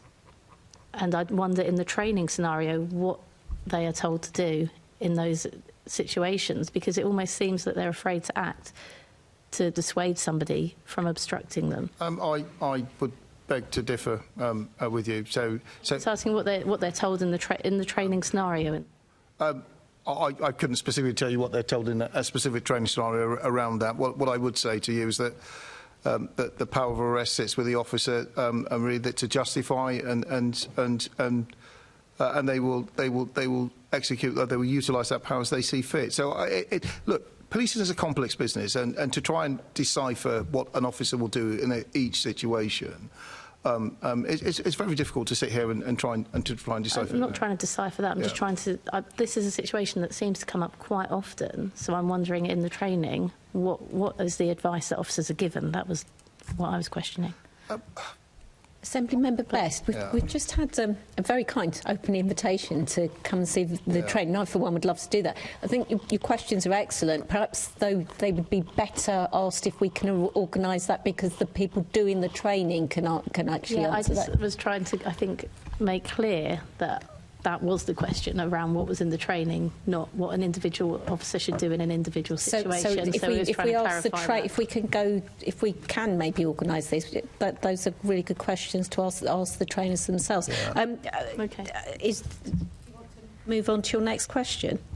I'd welcome going to a training session, but I'd also welcome a written response on that as well, please, if that's possible. So I probably give you a response on that now, really, to be honest. I do not think there is anything in the training session that talks about specifically a mobile phone in someone's face in the way that you've just described it, because it's down to the officer to decide whether they can justify arresting a person for doing a particular thing at a particular time. The things we do train on around the tactics, and the training varies. So we will train on things like how we would deal with arrest a person in a crowd. We will talk about that. We will deal with things like that. We will talk about how we would manage large crowds. We will talk about things relating to escalation and de-escalation around events that have taken place in recent weeks and months, and we will put up a scenario to deal with those things. Really, we will link those circumstances to the law. So, with everything, what legal framework have you used to do or not do something in a sense? So they are event-specific trainings for the TSG. But not as specific as you've just described it. But we can take that away and write back to you if you so wish. But I'm almost certain that we don't talk in the manner that you've just described about phones. OK. Thank you. So moving on to the new Stop and Search Charter, has that cascaded down to TSG officers? Has that cascaded down to TSG officers? And how's it being received? So it's cascaded across the organisation, will I say. Because before we announced the charter, it went through the new Met for London for Everyone training, where everyone got to see the charter before we announced it, and just to get a sense of what people thought about it.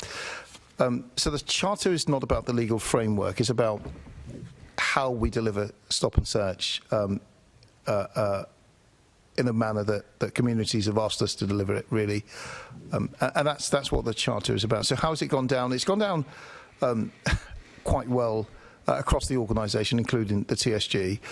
One of the lead responsible officers who is charged with driving some of the commitments through the TSG, commitments to the charter, is actually one of the chief inspectors on the TSG. So our lead responsible officer for one of the elements is actually from the TSG, and she's working really, really hard driving that through. So, and I've spoken to TSG officers as well, and we took a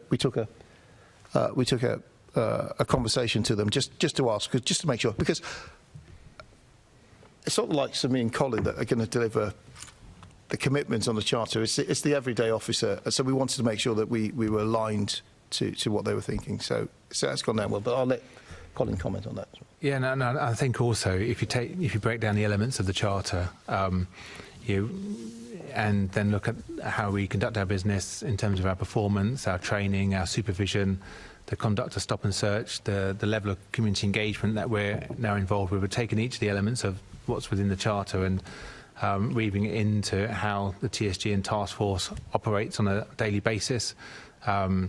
Particularly around areas of getting more involved with local communities before deployments, working more with community monitoring groups in London, with some of the base chiefs now attending more meetings and talking more about the stop and search and the quality of those encounters and what we can refine from that.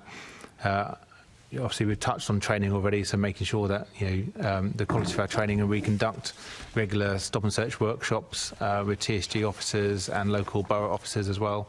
Again, all aimed at improving the quality of those encounters and improving the working together between local boroughs and BCUs. And then I've touched on earlier about the use of technology, and within the Charter talks about how we can use technology better. So not only that is around the use of body-worn video, and we have incredibly high compliance rate with the use of body-worn video, which is really, really important, but also the use of CCTV and other technologies to help us be more precise in our deployments with local communities. So it's something that we've woven into how Task Force operates across all of our areas. Okay. If I'm on this, I mean, I've been in politics since 2014, and talk of stop and search with the Met and improving stop and search with the Met has been conversations I've had since then, and the exact language you use, the exact narrative there, I don't think has changed in those 10 years. I mean, is there anything from the Charter that you would point to as a real kind of fundamental change?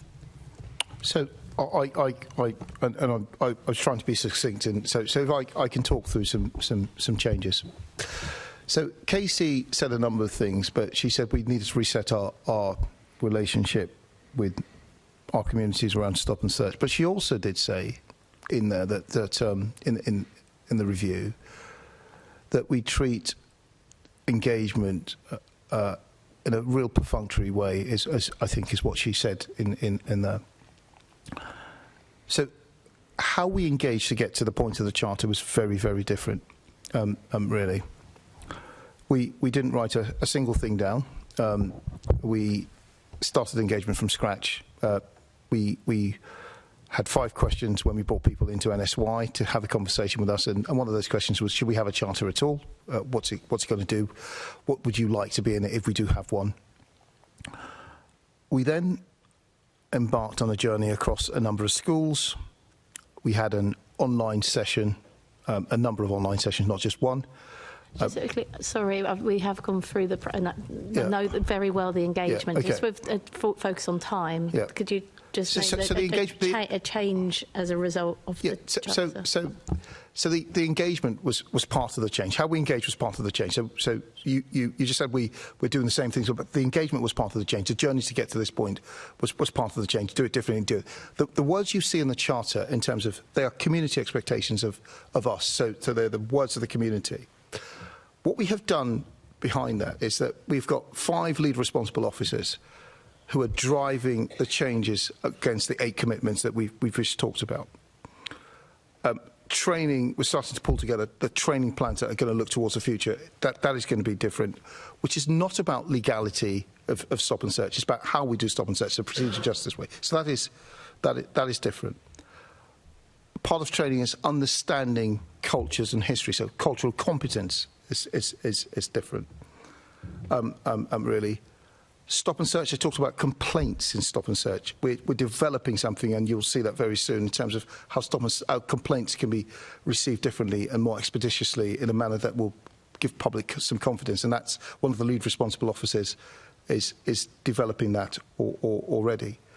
How we're going to scrutinise elements of the Charter is different. So there are lots of things, and I'm more than happy to write to you and share with you the things that we've done today. So we haven't just waited, and the things that that are in train to be done, if that helps. Yeah, and I do mean in the kindest way possible. Those are the sorts of ambitions that have been stated for a long time, and so I think with the new Charter, I know it's received a lot of perhaps not positive feedback from opponents of stop and search, and those, myself included, in favour of stop and search, also are failing really to see. So I think a lot obviously will come out through the independent evaluation and monitoring, perhaps. Yeah. But right now, some of they just, you may recognise those are concepts that have been floated a lot. So it would be interesting, I think, to see the change that actually having those lead officers, perhaps, and some of those systems make. Can I come back on that, really, to be honest? So we've been really honest about the Charter. We'd never suggested for 1 minute it will be a difference overnight. So it's not. It's a real journey. So and even in articulating the Charter, we are asking communities to walk this journey, this maturity matrix of a journey with us. So for example, if I say we're going to train all our officers in procedural justice training, that's not going to happen overnight. It's going to happen over a period of time. And so what we have also done, which is different as well, is behind all of those commitments are a set of metrics that we can report again, which will give us the outcomes that we're looking for.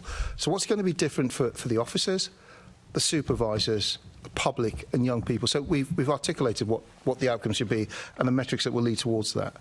So I hear what you're saying, but it's definitely, I agree, member, that it's not going to change overnight, but it will change in due course because we are committed to delivering this.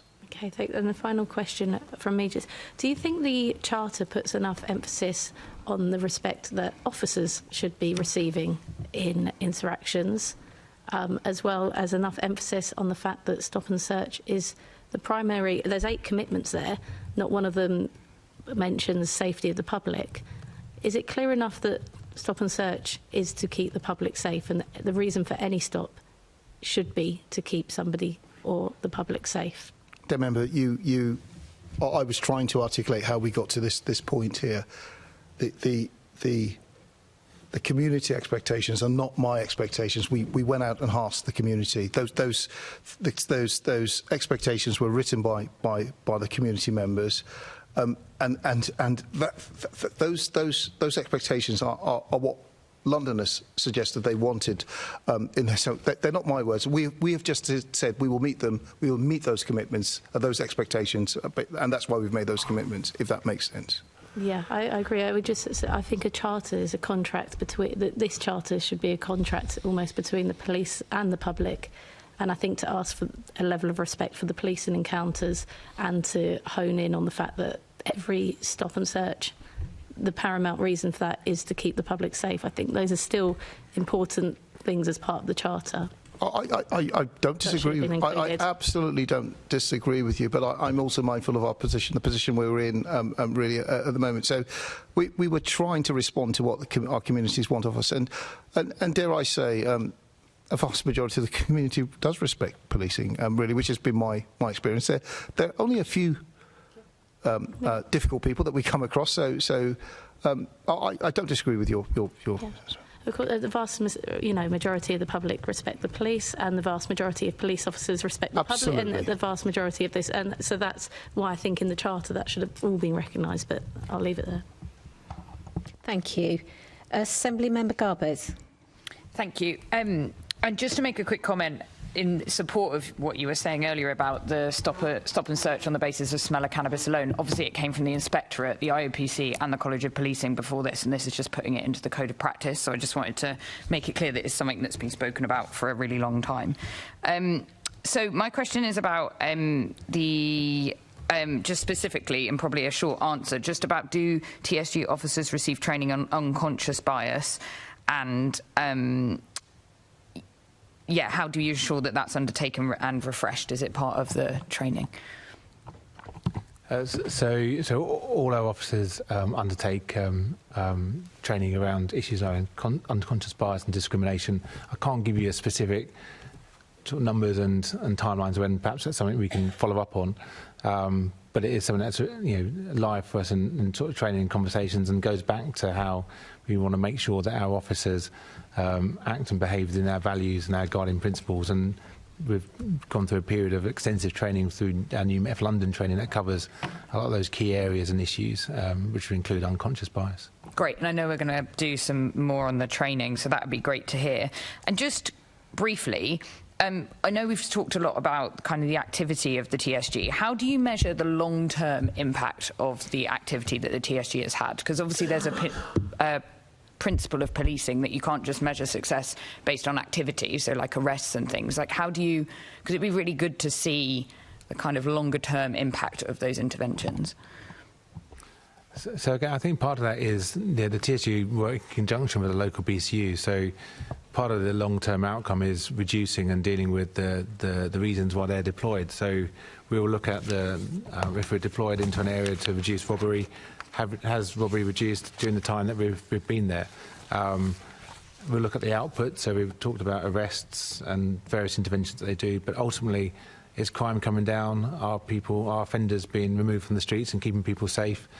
And I think a key one is trust and confidence in policing increasing. And I think if we reduce crime, increase our trust, they're the two key measures in sort of defining the success of TSG. And I think we can see through the deployments, the activities they do on a daily basis, and some of the reductions we're seeing in some of the areas where they're being deployed, that they are having that effect alongside our local BCUs, local partners and local communities that are involved in that. Great. It'd be good to see that kind of long term as well, like over kind of years. But yeah, we can maybe pick that up. Thank you. Thank you. Brilliant timing there, Assemblymember Garbett. It is now 5 to 12. I'm going to take a 5-minute break, more than anything to give our panellists a break. And could everyone be back here at 12 o'clock, please? Thank you.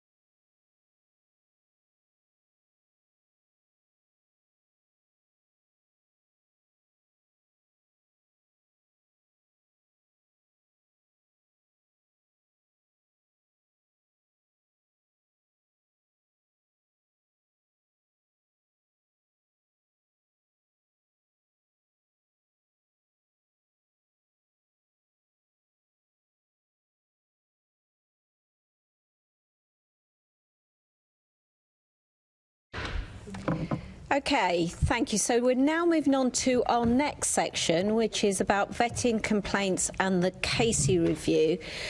We have touched on some of this over a very interesting first half, and if the questions, if you've answered, if you've answered this question before, if the question's been asked, please don't do it again, because we do want to get through all the rest of the really interesting questions that we've got. So, Assembly Member Roberts. Thank you, Chair. This is regarding vetting, particularly given the additional responsibilities that the TSG has. And it's to ask whether TSG officers undergo any additional vetting before being assigned to the TSG, and if so, what additional vetting do they receive?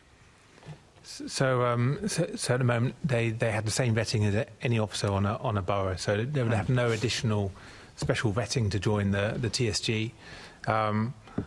Although it's really important, vetting is refreshed, and with the new legislation that's changed, important that all officers maintain their vetting status throughout their careers. And so that leads back into some of the previous answers we've talked about in terms of training and values and culture and so on. So, but no, they don't require any additional vetting for those roles. Given that we heard earlier that during the Olympics, for example, some TSG officers were deployed as firearms officers, do you not think that there should be a higher standard of vetting for officers within this particular cohort?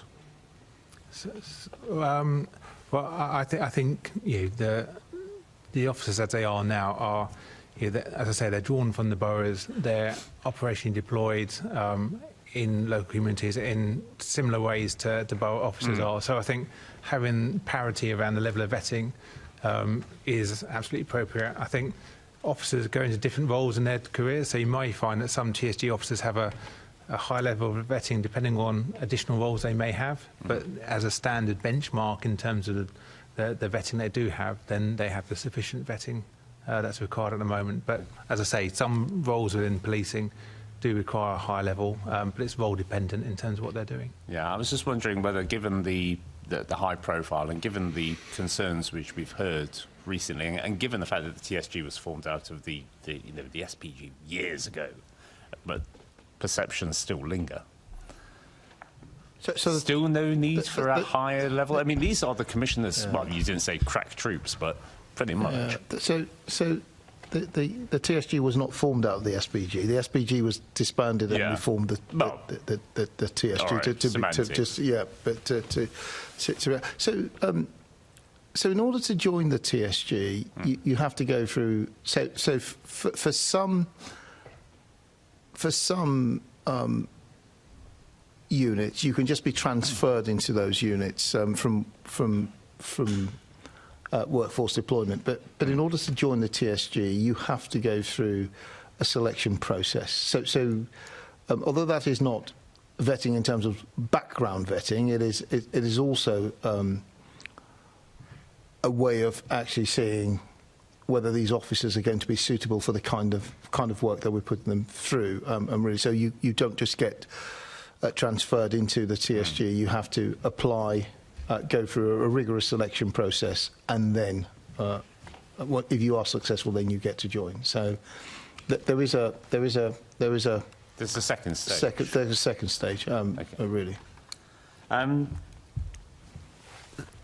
Just on a connected point, what's the procedure then if somebody has a complaint against a TSG officer? Is it the standard complaints procedures as would apply to any officer, or is there a specific, again, given the profile, a fast-track complaints procedure or anything like that? No, so it's the same. It's the same complaints procedure, and I think it's right that it is so, because otherwise it is inconsistent, and how we couldn't justify having a separate complaints procedure. So there are sometimes we expedite complaints fairly quickly, but for those are for exceptional circumstances for specific reasons. But no, it's the same complaints procedure that you would have for any other officer. Okay, and those complaints, would you suggest, are dealt with in exactly the same way, so that with the same expediency, the same fairness, the same level of scrutiny? Yes, I would say that is absolutely correct. Excellent. Could I just quickly going back to the vetting, because I did have a supplementary I wish to add, and I was caught up in the moment. So, so in terms of the people who apply to the TSG, is there a minimum level of experience required, or could somebody join the Met, 6 months ago, and then suddenly think, I'd like to apply to join the tier? So you would have had to have completed your probationary period, and that's in pretty much all circumstances on a borough, and then undertaken level 2 public order training, or at least been in the process of taking level 2 public order training. And then, as Mr. Delican has talked about, the selection then process is quite rigorous in terms of not just interview, but also in terms of assessing people's abilities and things like stop and search. We also have a buddy scheme. And so officers undertake a short attachment with TSG, because I think it's important that officers really understand the role, the importance of it, the type of activities that that they can get involved with, and particularly where we're trying to improve representation as well within the TSG. That's been proved really effective. So there's quite a few steps for that recruitment into TSG, which culminates in an interview and, as I say, some role play exercises which are assessed around someone's suitability, and then from that moment, once they've been selected, join the waiting list that we currently have to come and join us. How long is the waiting list? So there's not really a length of time, but in terms of numbers, we've got about between 40 and 50 at the moment waiting to join us. Okay. And you mentioned earlier that vetting is refreshed after an ongoing period. Every 10 years, I think it is. Every 10 years? Yeah, from top of my... Yeah, that's what it is now, but I think it's slightly changed. I can't remember what the actual... But if your role changes, you'd have to refresh to the next level up of vetting, for example. OK, so if somebody was vetted, say, 1 year ago, and they weren't due to be re-vetted again for another 10, actually, ignore those numbers. But you don't think that it might be worthwhile having the vetting kick in, the refresh, the minute that they are accepted on or are about to be accepted on? Yeah, so the new vetting procedures, which I don't know, I must confess I don't know off the top of my head, will address the concern that, because we also identify that actually it doesn't make sense. If you are vetted at a point in time in year one, there could be a lot of stuff in between year 1 and year 10. Yeah. That has done and which we should have apprehended, which is what gets us into trouble. I think the new vetting procedures will seek to correct that, and there will be triggers in the course of those 10 years that will trigger a revetting or looking at your vetting level of vetting status, which will give us a sense of what you've done in the last sort of 12 months rather than wait till 12 years. That sounds great. Thank you, Chair. Thank you. Assembly Member Cooper. Thank you, Chair. Good morning, and thank you very much. This has been very useful so far. I'd be very happy if you don't have these figures to hand and also may not wish to declare them publicly if you wrote to us afterwards. But I was wondering how did you say current 510 officers breaks down in terms of gender balance, and also the heritage, the ethnic mix of the officers, because I think it's quite important. We've been talking a lot about trust and confidence, and now we've moved on to talking about vetting, and obviously the big interest in vetting has come out because of various things that have happened, and I think it's important that the TSG, along with the rest of the police, represents Londoners who obviously come from a very wide range of backgrounds and are men and women, and I just wondered if you could, if you have those figures, you could just say them if you feel comfortable with that, or I'm very happy to receive them afterwards. So for task force overall, which includes TSG, which makes up the majority, about 20% of officers are women and about 12% are from ethnic minorities. I think there's more that we need to be doing around that. So our recruitment is geared around increasing the number of women, for example, number of people from ethnic minorities in task force itself. The buddy scheme is a good example of how we're trying to achieve that. We work closely with colleagues in delivering the London Race Action Plan and with the Culture, Diversity Inclusion Directorate to look at good practice and things that we can do in that area. And there is a wider piece of work around increasing the number of women in public order more generally as well. So we're working closely with that team, looking at how we can increase the number of women in public order policing too. So, yeah, accept that there's a baseline and a way to go, but that's what we're striving for, to improve our representation for the reasons that you've just outlined. Yeah, it's a really good way to increase trust and confidence. I see that the figures that you've just given, I mean, clearly 20% of Londoners are not women. It's about 50%, and 12% of Londoners are not from a range of ethnic minority backgrounds. It is much higher than that. So obviously I would be hoping that you would have that as a goal. It would also be interesting, I think, for us to have the breakdown for the TSG, because that's what we're talking about this morning, and I think you've just given the figures for overall MO7. Is Yes, that, have I got the right terminology? Yeah. All these strange names. But that would be really handy if you could maybe send that to us afterwards. Thank you, Chair. Thank you. Assemblymember Garbett. Thank you. Just to pick up on something that you said earlier around the special training that officers receive. I understand that sometimes in misconduct allegations, these are then used as justifications for not suspending high-ranking officers. And obviously, if they're subjected to things like VOG offences, that means that they're still being exposed to the public. So I just wondered what's being done to address that. Go on. Sorry, I don't recognise what you've just... do you mind just repeating the question? So the special trainings like the tactical advisors and the medics and those things that you said that the TSG officers receive as special training, then if there is a misconduct allegation made against that officer, the fact that they've got that training is often used as a reason to keep them as a serving officer while the misconduct allegation is ongoing. And obviously that means that if it's a violence against women and girls complaint or something that's quite serious, they're still going to be exposed to the public. So the decision to either restrict or suspend an officer does not necessarily lie within the unit in which that officer is actually deployed.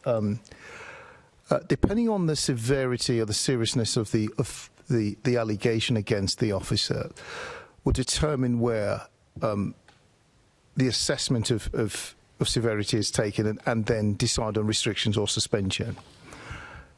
If it is a very serious allegation, then it's a likelihood is that the Department of Professional Standards, who are independent of the officer's unit or operational command unit, will take that decision out of the hands of the local OCU and make a decision.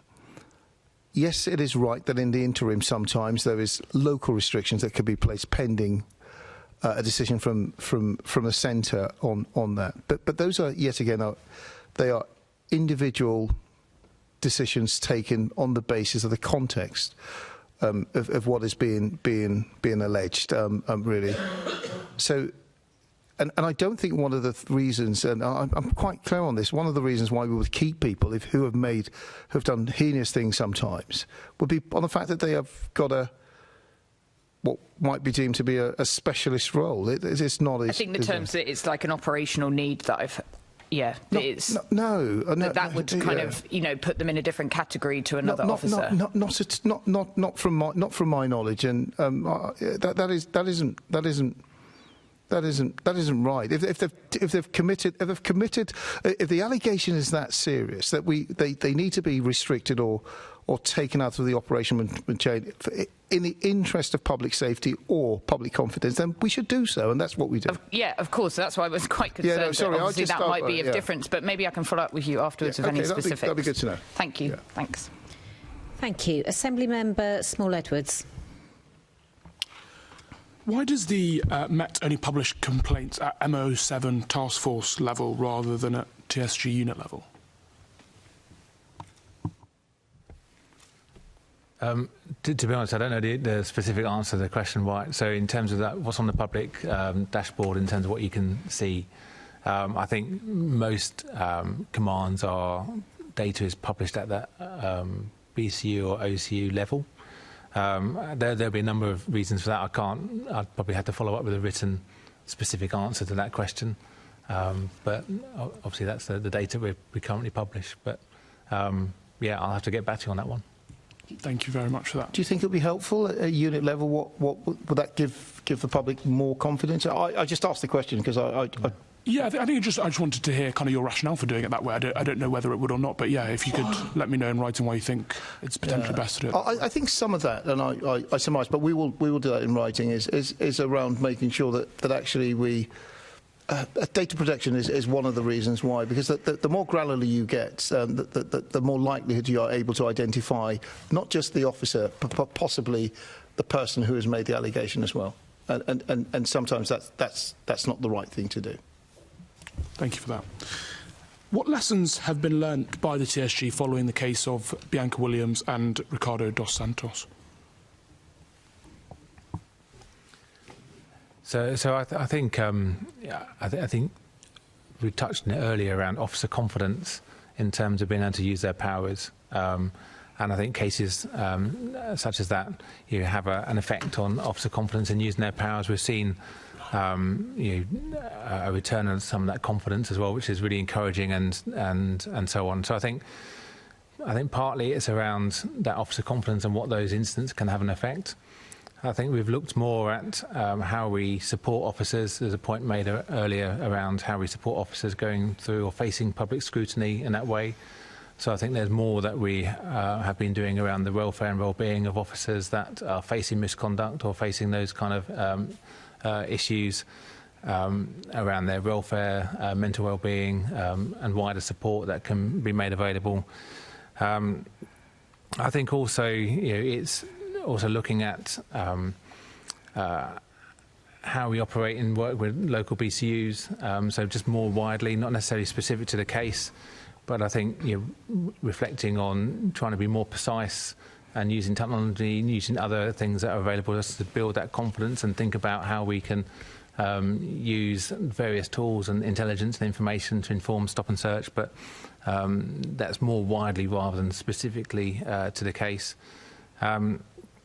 So I think there's, I think a lot of the work we've been doing over certainly the last 12 months has been around how we can support more officers with their well-being and welfare that are facing misconduct. So I think that's really, really important to do that. And then obviously how we think about how we deploy, how we ensure that we have look, all the tools available to us to sort of do what we need to do. I'm just going to say, I said at the very top of this conversation, I wanted you and members of the public who are watching, I said, look, we are an absolutely reflective organisation. We will take a step back with every job that we deal with, whether it goes well or not. We will debrief and to assure you, the officers have stepped back and they have to debrief that. I don't think it's right for me to start to talk in detail about that. But just to reassure you, I will talk through the process that happens when the TSG deploy. So when the TSG deploy to an event, or an incident, or in the capacity of being the Commissioner's Reserve, what happens is they have to do a return of work every day. Okay? They will get off their buses towards the end of their shift. They will go back to their bases and they will sit down with their inspector. Each one of those buses has a sergeant and 6 colleagues on the bus, sometimes 7, but 6 most of the time. And the inspector will get them together. There are 3 buses that always work together. The inspectors will get them together and they will talk through elements of their day, including things that have gone well, through things that haven't gone well. They will go into some detail of events that haven't gone too well, and they will debrief. They will share that debrief with their base chief, and really in a form of a document, a written log. The debrief document, once it goes to the written log, the chief will then decide whether there is lessons within that log to be learnt for the whole of the TSG or for that specific area, and then cascade that as well. So just to reassure you, we do take a step back, but I wouldn't want to comment specifically on that particular case because it is one that has caught the attention of the public and it's not right to that. But just to reassure you that we take a step back and we reflect all the time on whatever job we do. And obviously you mentioned that the case was quite high profile, but when there are those kind of high profile cases that sometimes do undermine trust amongst the public, how can you respond and ensure that that public trust maintains there despite criticism in the media and etc.? Yeah, but that case has also been through a number of processes and there are processes to deal with that, and I don't think it's right for me to sit here and start to go and undo all of that process again. So I'd say, look, it's been through a process. We've taken a step back and as we would do most cases and reflect. Thank you very much. Thank you, Chair. Thank you. We are now moving on to our final section, which is about community scrutiny. So I'm going to ask Assembly Member Cooper to start, please. OK, I'm now completely confused. I thought we were going to start with you and then come to me. But, I mean, obviously, I've just asked the question about, the need for TSG to reflect Londoners, and I'm hoping, well, it might even be better than 20% and 12.5%, because obviously that's quite a low figure. But, how is the TSG responding to the issues that are raised by the community reference group, which may include that and obviously includes other things? So I think one of the things we're continually keen to do is to ensure that we engage with local communities at a local level, so work with the local boroughs.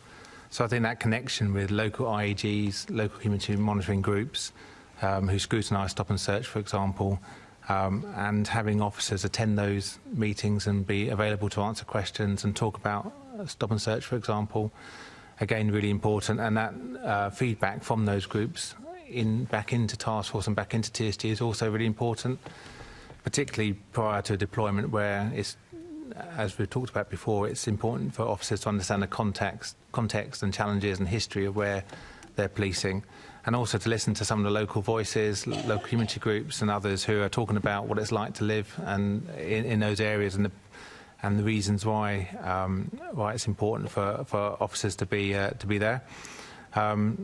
I think it also just gives an opportunity for the public and for members of those particular groups, and also the range of other engagement events that the TSG attend, to have an influence and ask questions about how TSG operates, and for TSG to be able to sort of lift the lids and talk about the things that they do and why they do it. So it's a two-way exchange, which I think is really beneficial from both sides in building those links. Recent examples, certainly over the last sort of few months, been into local sixth form colleges, been working with various community-based organisations, been attending IAG and CMG meetings, heavily involved in some of the Stop and Search Charter engagement and consultation process. So as far as we possibly can, always really, really important to involve the public in how we police and how that influences us. Always more to do, but I think, as mentioned before, 153 events last year, and we're continually increasing the number of events we're trying to do this year. A shameless plug, we have an open day at Wapping Police Station on the 30th of August, where there'll be TSG and other units there as well. But those opportunities where we can interact with the public, really important. And then that will then help improve, where we haven't got representation yet, it helps us improve the knowledge and the cultural competence that we talked about earlier. And build trust. I'm sorry to interrupt you, but I mean, not all boroughs have regular meetings of monitoring groups or hate crime forums or the plural of forum, is it forums or fora? Anyway, but they do have regular meetings of their Safer Neighbourhood Board, where the borough commander and the superintendents come together with representatives from the Safer Neighbourhood teams, and the panels, which should have members of the public rather than specific groups of people who have neighbourhood concerns all get brought together. I don't think I've ever heard the TSG has attended either of the Safer Neighbourhood boards in my area. Is that something that happens at all elsewhere? Yeah, it can happen. I know also that the local borough neighbourhood superintendents also run quarterly New Met for London events talking about crime in the local areas, and the TSG attend those. So it may be something that's specific to the local borough, but if the BCU commander or the superintendents want us to come along to one of those meetings, or if you raise that with your superintendent and because there's a particular need to talk to TSG, happily to come along, and one of our team can do that. But because for us, I think it's about how we just continually get out into the local communities, into the boroughs, talk about what we do, listen to local concerns, and, as I say, shapes and influence our approach. At the same time, raise the profile of what TSG does and the benefit it brings to neighbourhood policing and community crime fighting. So how is the community reference group, how does it allow communities a clear and easily accessible route to feedback on interactions with TSG officers? So our reference group meets quarterly, so it has an opportunity for, and most of the members are drawn from existing borough-based groups, which is good because it maintains that link, which is important. And so we're able to discuss a range of topics. We have TSG officers attend, and we also, like I've mentioned earlier, an open invite to come and see TSG training or go on ride-alongs. I know members have been on ride-alongs with TSG before as well. So it gives those opportunities to sort of have those conversations, see how we operate up close, exchange of information and views and understanding. And it's something that, on the Met website, for example, members of the public can apply to join a ride-along as well. So we're keen to promote that level of engagement as far as we can. Apply to join a ride-along, but perhaps not to come and do public ordered policing. I would hope not, anyway. Yeah. The terms of reference for the TSG Community Reference Group, is that something you'd be able to share with us? Is that something that should be made publicly available? Yeah, I've got no reason why we can't share that with the group, and we can follow that up with writing afterwards. I think it's at its heart, its principle is around how to involve the community more in how we police. I think it's its main purpose, and that platform and opportunity for community groups and representatives to ask those questions and to talk about current issues, not just in TSG but across the whole of task force, which is important. So you'd have no problem with putting the terms of reference and even the membership onto the Met's website, just for transparency? We might not be able to put the membership on the website. OK, not the membership. We will have a look and see whether we can do it. Because sometimes people engage with us in a way that they don't want to be publicised and engaged. So we will have to go back and check with them before we do that. I'm going to. So we will write back to you with an answer regarding both. One, can we publish the terms of reference, which I'm sort of in agreement with Colleen that we should be able to tell people the terms of reference of a reference group. But in terms of publicising people's names, I think we've got to be a bit more cautious in that. I understand that. That's why I've raised the question about whether or not it was something that you could publish on the website, and I agree that they are two different things, and hopefully we can get the terms of reference onto the website, if not the membership. Do you think there would be any value in publishing online a community dashboard listing TSG community interactions and outcomes? Perhaps on a monthly basis is very frequent, but maybe on a quarterly basis if the community reference group meets on a quarterly basis. Presumably you provide it with some details with the aim of increasing that community confidence. Yes, certainly something we can take back. I think we're always keen, and again we talked about earlier, to promote the work of the TSG and what happens, and that includes community events, operations and other details that we're able to share. So, certainly something we will take back. I think we're circling back to some points that Assemblymember Duval made very eloquently at least an hour ago now about, you're not really doing yourself a favour in one sense by not publicising your visibility at community events and improving people's understanding of what you're doing and where you're going, and your role at the New Met for London events and all of those sorts of things. I think, as well as being visibly representational of London, a point that I've made now, I think that's really important, because then people can see that, the TSG isn't a sort of shadowy organisation that suddenly springs out of nowhere and has nothing to do with local officers or local communities. And I think it's both of those aspects, isn't it, of working together with local teams of officers, but also working together with local communities. And if we can't see that you're doing it, how will we know that you are? Yeah, no, I think that's a fair point. I think sometimes as well, though, where we are at community events and community meetings, they do get publicised locally, they are felt locally. And I've had recent examples where someone's even been to a community event and got a round of applause because of some of the work they've been doing in a local area. I had an email about some officers that were approached in the street by a local group because they're patrolling a particular estate. So I think sometimes some of that happens out of sight because they're just normal, regular community interactions, which are really, really important because they're the things that help to build trust as well.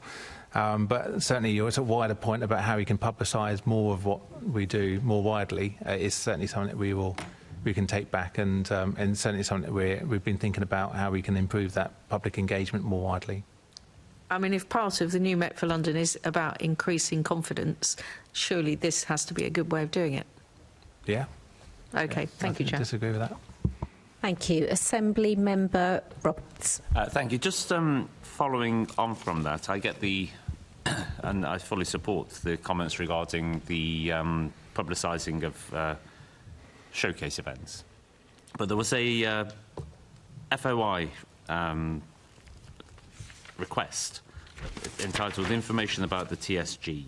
I don't have the date of it, unfortunately, where deployment details for the TSG were requested, and the response was, if borough deployment data on the borough reserve shift, along with the shifts the TSG undertake, were released into the public domain, there could potentially be substantial harm to the police service, as it could inhibit its ability to fulfil its core functions. Now, I quite understand that you wouldn't be able to publish advance details regarding deployment, but surely retrospective publication should be achievable. And this idea of not responding to FOIs or this is something that we can't discuss, does that not damage public faith in this organisation? I think we probably we've been here today. We've told you where we've been.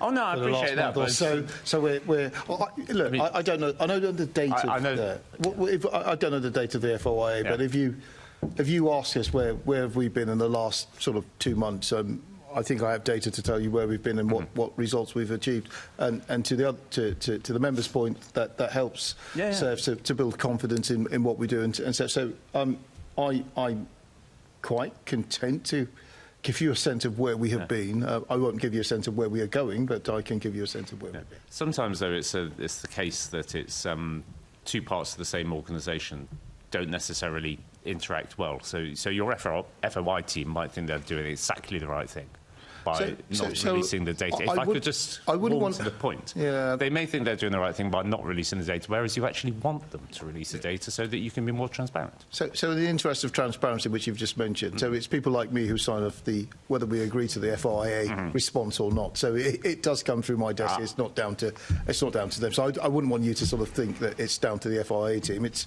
probably people like me who say, and I cannot recall signing off that one that you say, so it might be well dated. It may be an out-of-date one, but if we can get it for future use, then, because whilst I'm very grateful that you're both here today, and we all are, the idea that the majority of Londoners are sat glued to their screens at the moment is perhaps not as much as we would wish.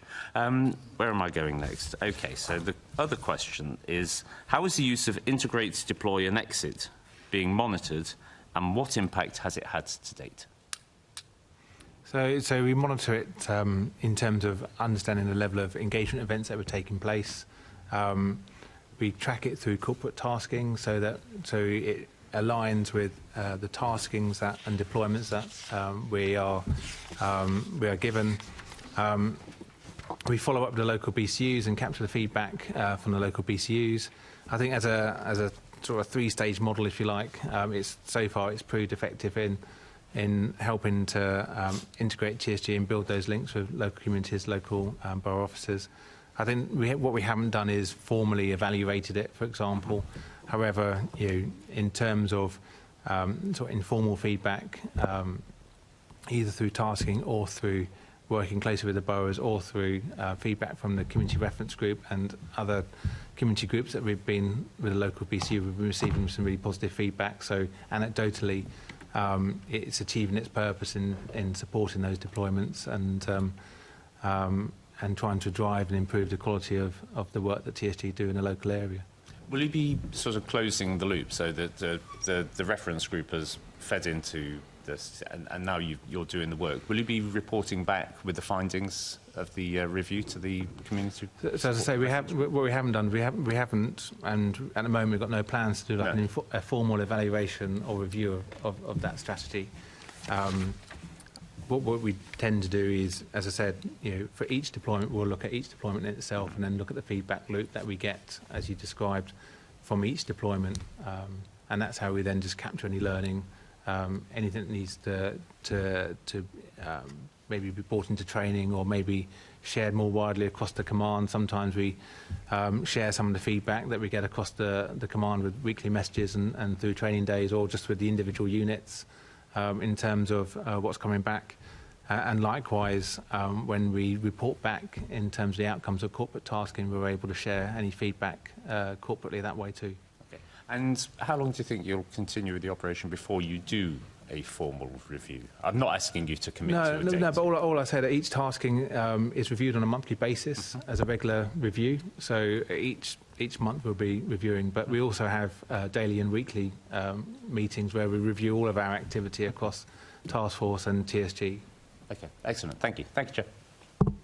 Thank you very much. So we've now come to the end of what I thought was an excellent session about the discussion on the TSG. I'd like to thank the panel for your really in-depth answers, and they've answered a lot of questions that people have had in their minds, and for your honesty as well. And I think there's a level of humility there that I certainly felt as well.